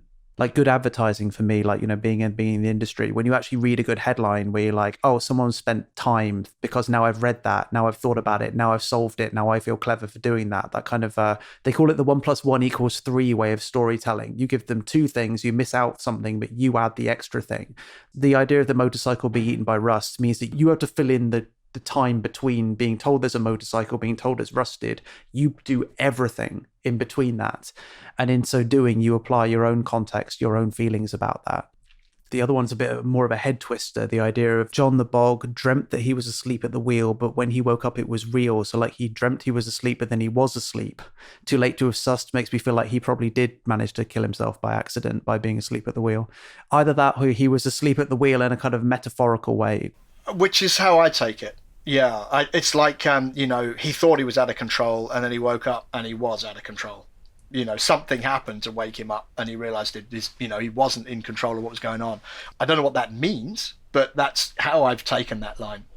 And Jeff the poet who wrote with a spray can, somehow, I don't know why, but feels very, again, evocative to me. I like Jeff. Jeff sounds cool. A poet who writes with a spray can is just a nice phrase again. And again, the way that this track is delivered, there's inferences all the way through this which really help bring out the life in the piece. Like to read it as I am right now, just looking at it on my screen, like it still reads well, but to read it in the right way, it brings a lot extra to it, really brings it to life. I totally agree. That line was a poet who wrote with a spray can. That always had the same impact on me as the line in The Sound of Silence by Simon and Garfunkel, the words of the prophets written on the subway wall. There's a kind of profundity to that kind of hits you. Yeah, I love that. And the music for this does a great job of just kind of propelling it along. And there's another synth loop that comes in that underpins this. That feeling for me of the kind of wistfulness and melancholia, as the track fades out, only the synth loop remains. And the synth loop for me really carries that wistful melancholic sense. Yeah, which actually then travels into the next track to the point where I didn't realize that track had finished. It wasn't actually until I'd really paid attention to the track listing that I realized this wasn't just like a coda to the whole track. And I guess it is a coda, but they've just made it something else. The little kind of floaty synth is really nice. I feel like they've done a lot to change the attack of the synth, so when you press the key, it doesn't just jump up, it kind of slowly rises. And that just helps with that feeling of more kind of like wistfulness, with the idea of the fade coming in and just adds to that kind of like twinkly feeling to it. And I don't know quite how to feel about this track because it's one of those little Hawkwind bits that's kind of a shame, but it's actually a really nice track. And I think it's actually a kind of a nice way of finishing because it almost feels like if you told a sonic story over the last two tracks, if this was like the days of the underground, I almost feel like this could be someone who's almost cornered, running from the authorities, and they're just like telling everyone that they can, like, this was the days of the underground, this is what it was all about. And then suddenly in comes this great moody dramatic track with big organs and moody riffs and kicking drums. It almost feels like the authorities found him. I can almost feel like this person at the end of an alley with a wall, and they just turn around and there's all the people in their suits and their masks and they're all walking, and I feel like this would be the anthem of the people creeping up. Like if this was a radio play and you were like, they're after us, and then this track came in, you'd be like, oh, you are screwed. I totally agree. It's almost uncanny you've come to that conclusion, because when I listen to this, to me, the Days of the Underground is this wistful melancholia about the values they had and what they lived for and these days of rebellion.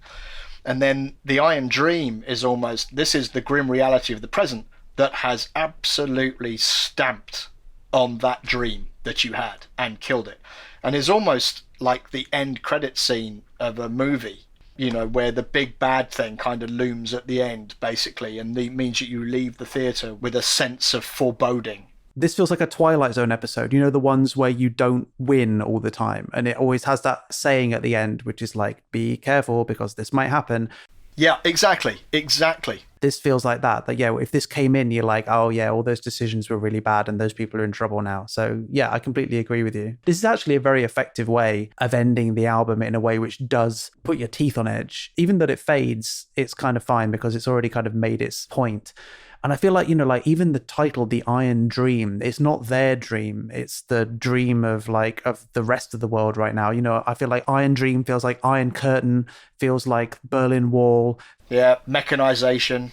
Yeah, so I feel like there's nothing good about the Iron Dream for them, at least. I mean, they could have called it the Iron Nightmare, but I feel like that might have been too leading. So to call it the Iron Dream is actually a little bit more subtle because then it lets the music do the talking and tell you what kind of dream it is.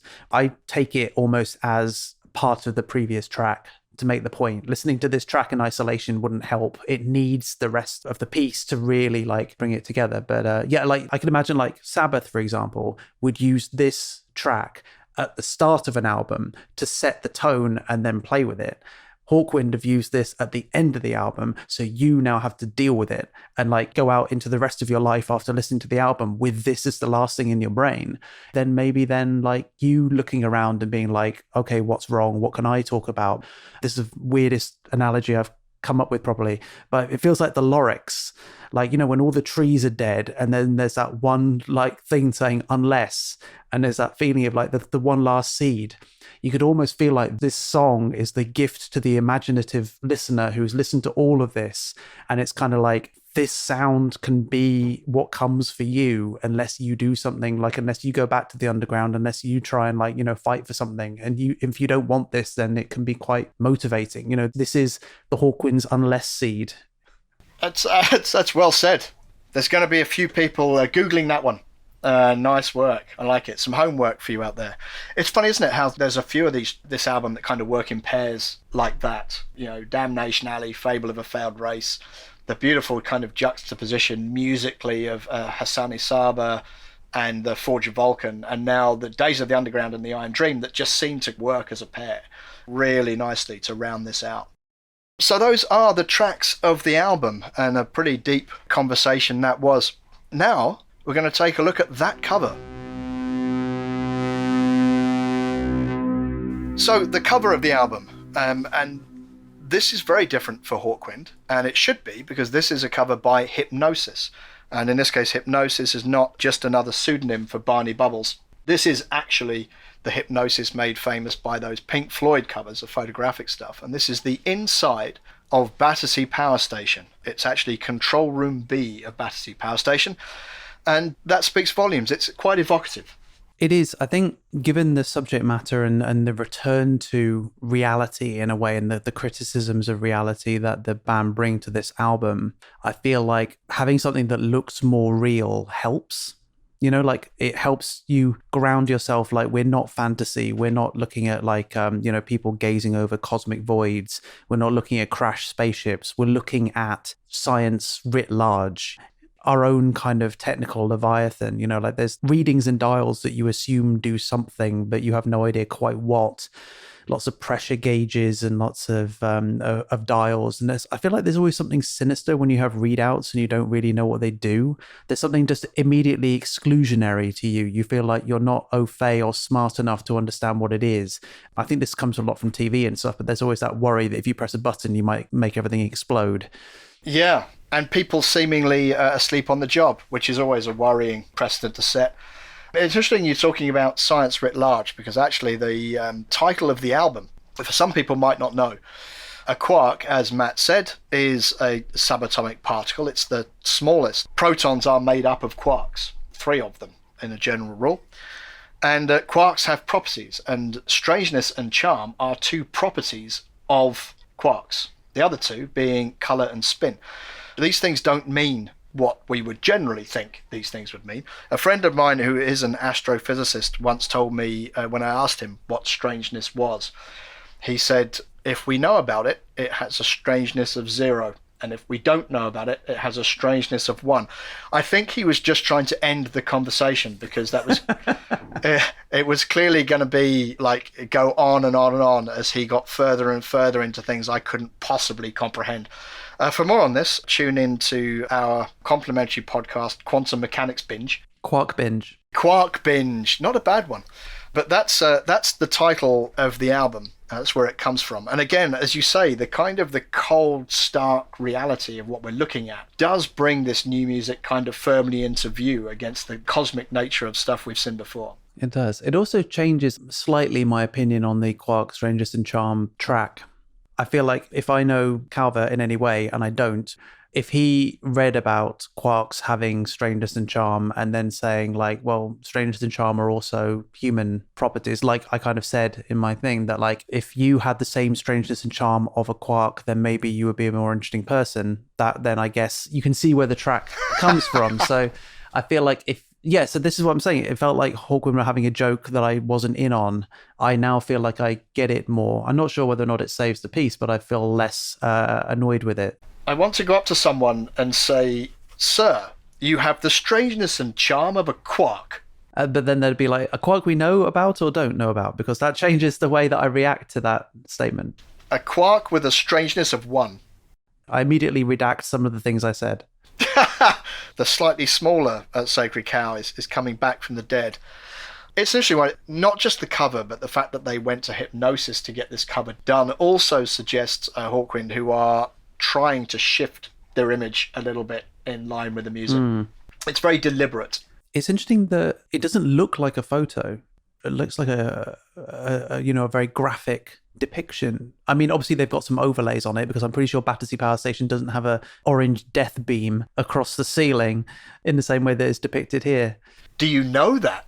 I don't know that, but I would assume. I would think even the power stations of the 70s had some kind of safety protocols, I would have thought. But even like, Hawkwind, the band logo has been kind of reinterpreted in kind of graph paper with a kind of like redshift blue and orange kind of mix to it. And even Quark Strangeness and Charm looks like it's just written in Helvetica or something. So it does feel like the more scientific or more kind of like accessibleness has come through this. There's very little fantasy, if anything, beyond the kind of the Doctor Who style laser kind of going through it. Yeah. Even the person, like you said, who's asleep on the job in the back with a folder over his face has a very real sense of dystopianness. The idea of the scientist asleep at the wheel, which then lets the monkey with the T-virus escape or whatever. That kind of idea of like, if we are going to accidentally destroy ourselves, it's going to be in a really dumb way by like someone who falls asleep or someone who presses the wrong button or something, rather than something way more sinister.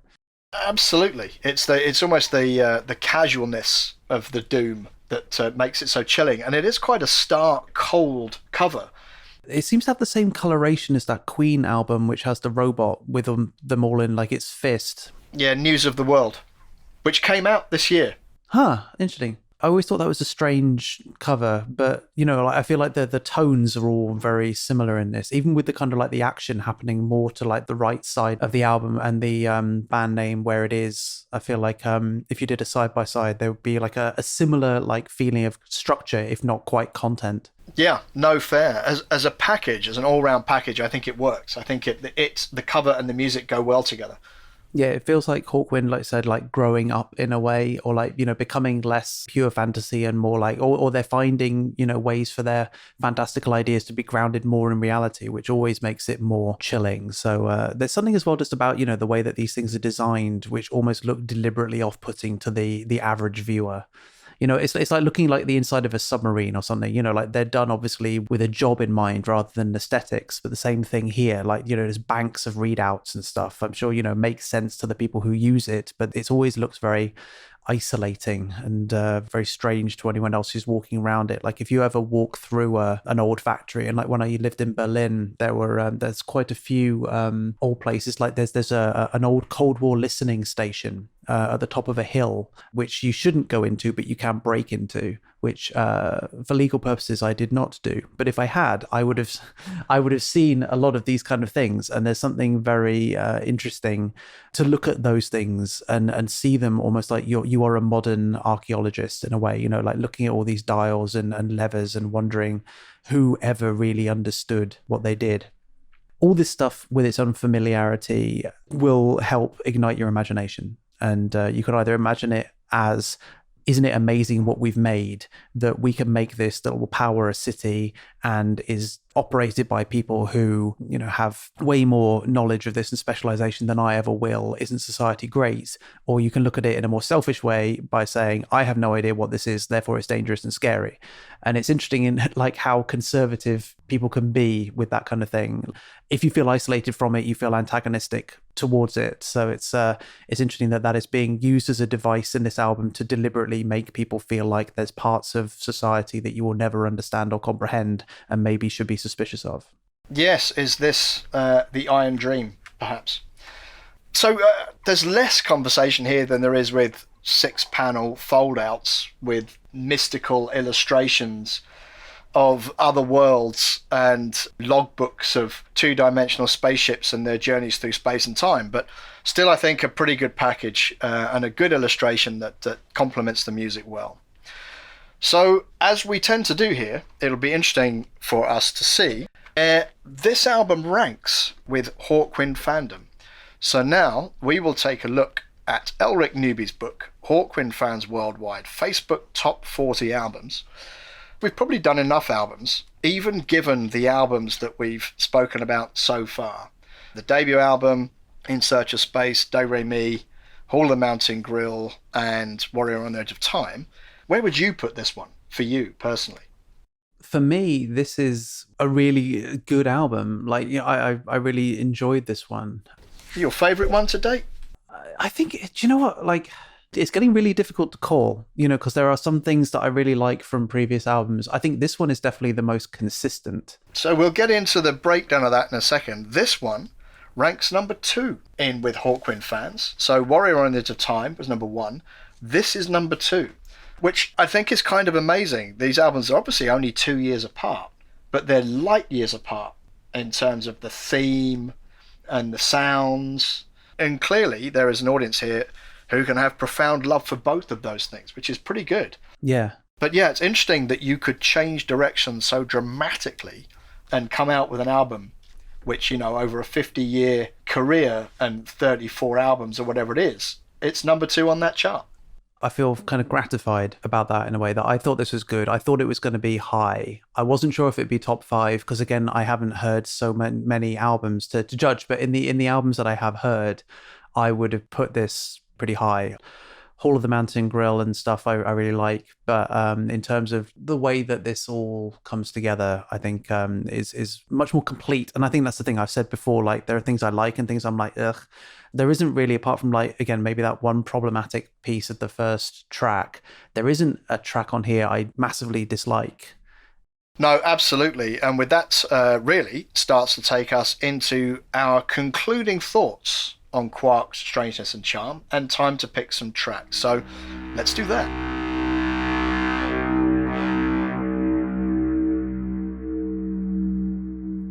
Just with one thing and another, I think I spent less time with this album listening to it than the previous one, just because of, life and just preparation and us trying to, speed up the production of these things. But this didn't need many listens for me to really fall for it. I like the return to the sci-fi-ness that we have in this. The fantastical Hawkwind is fine, but I find it harder to just like really fall into it in the same way that I do with this kind of stuff. I like the fact that they have gone more allegorical. I like it when they give you room to put yourself into the tracks. I like the fact that the things that I liked from the previous album have largely survived intact in order to really like ramp up the musicality of this. So it doesn't feel like protest poetry set to music. It does still feel like songs. The variety is great, as I said at the beginning. I like that the variety is put around a theme rather than like a solid like topic, which means that they feel constrained. This feels like it can venture out into lots of different directions. With the slight mucking around track of the title track, I feel like a lot of the tracks have a depth to them which reward exploration, because I think not always tracks that you think are deep as you feel they are when you actually get into them. I think by the fact that you and I have been talking for over 2 hours about this, when we joked around, when we were listening to this on text between each other, we were like, let's try and do a short podcast for a change.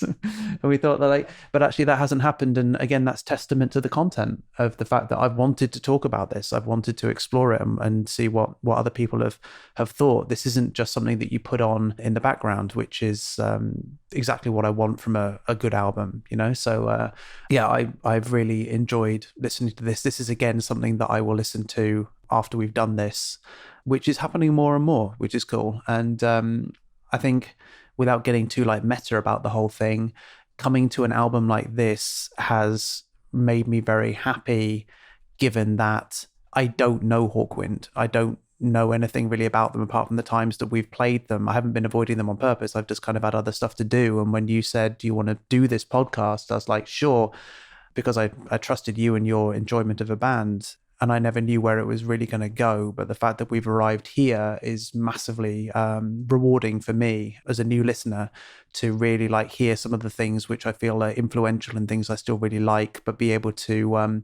unpack an album which is, older than I am and get real value from it. Reminds me that the output of bands and just music in general is such a rich and explored thing. And chasing the now, as we're always kind of taught to do. And, what happened literally yesterday, the fact that we're talking about this when Kanye and Drake have just dropped albums, which people are already arguing over, which is the biggest drop. And I'm exploring an album from 1977 and getting just as much content and value as other people are writing about those things. It's just very gratifying to be able to remind yourself that there's so much goodness out there to go and find, in exactly the same way that you suddenly realize that there's an artist you like that has 8 albums to chew through, to discover bands that have 30 odd albums that you haven't ever gone through, and dictate some real time in your life to that is great and just massively rewarding. So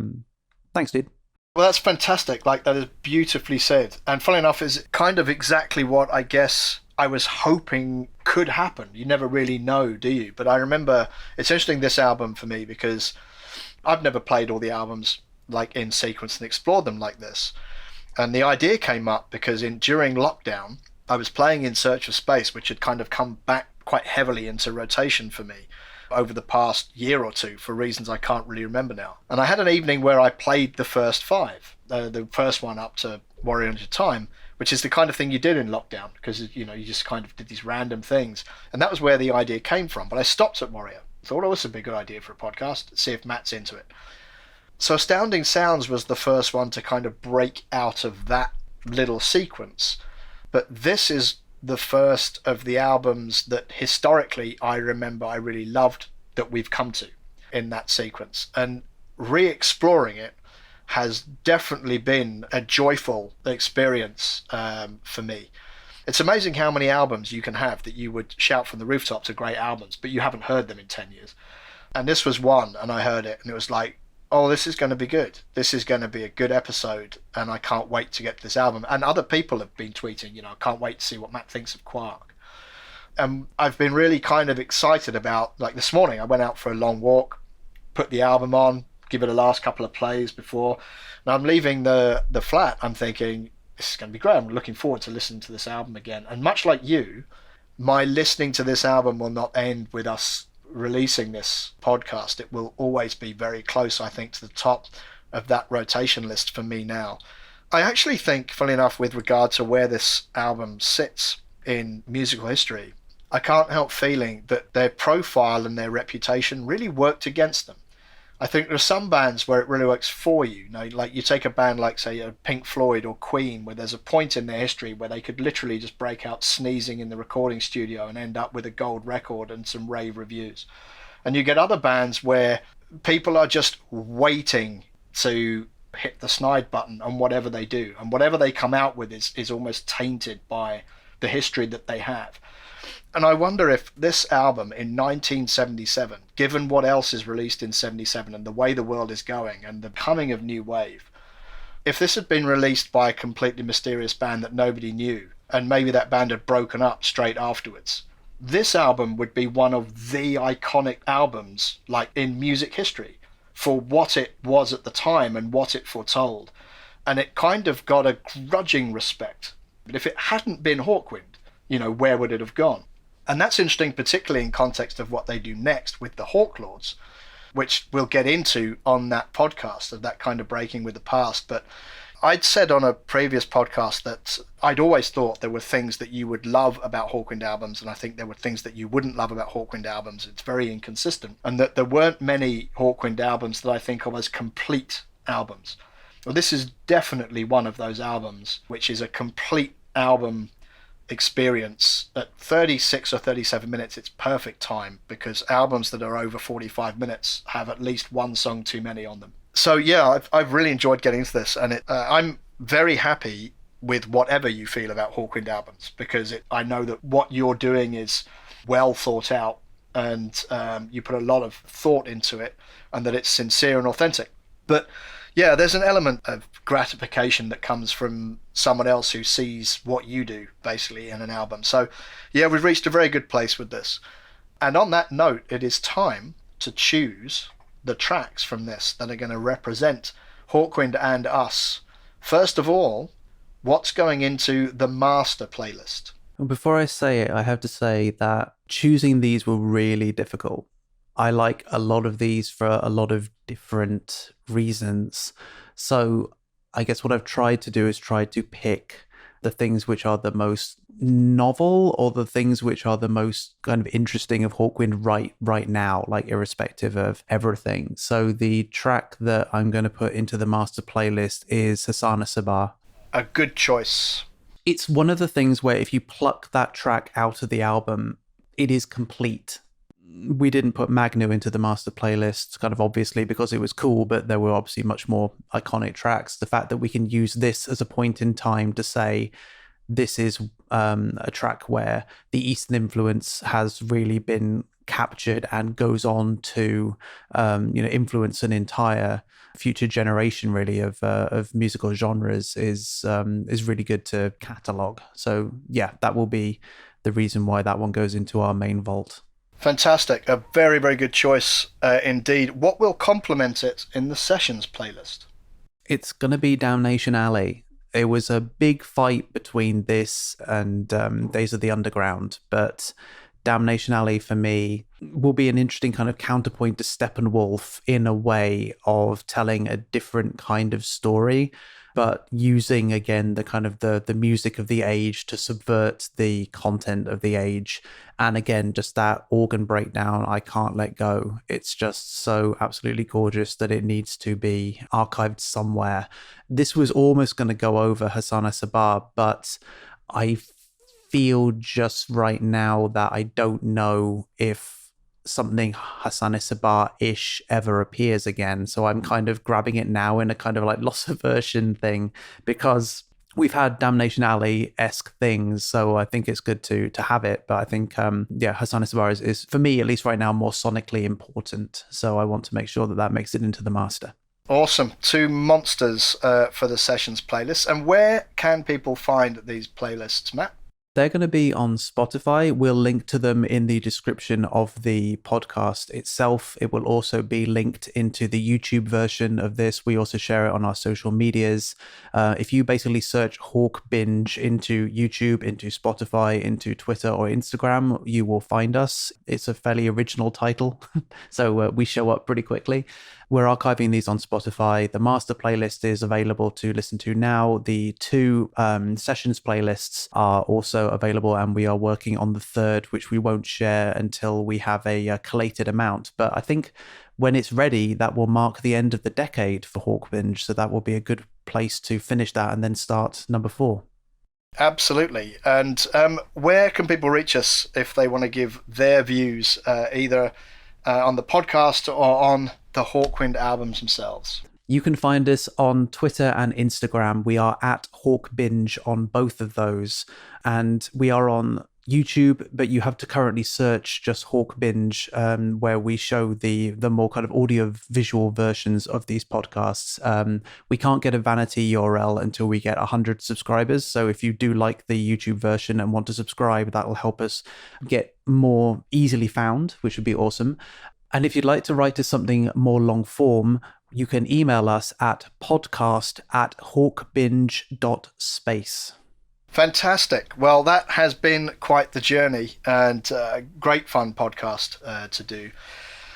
We should be changing our name to Binge Lords for the next one, because our next adventure is 25 years on, which refers to the album title, not the amount of time it will take us to record the episode, although we're probably not far short of that. Until then, we bid you goodbye and see you again in 25 years.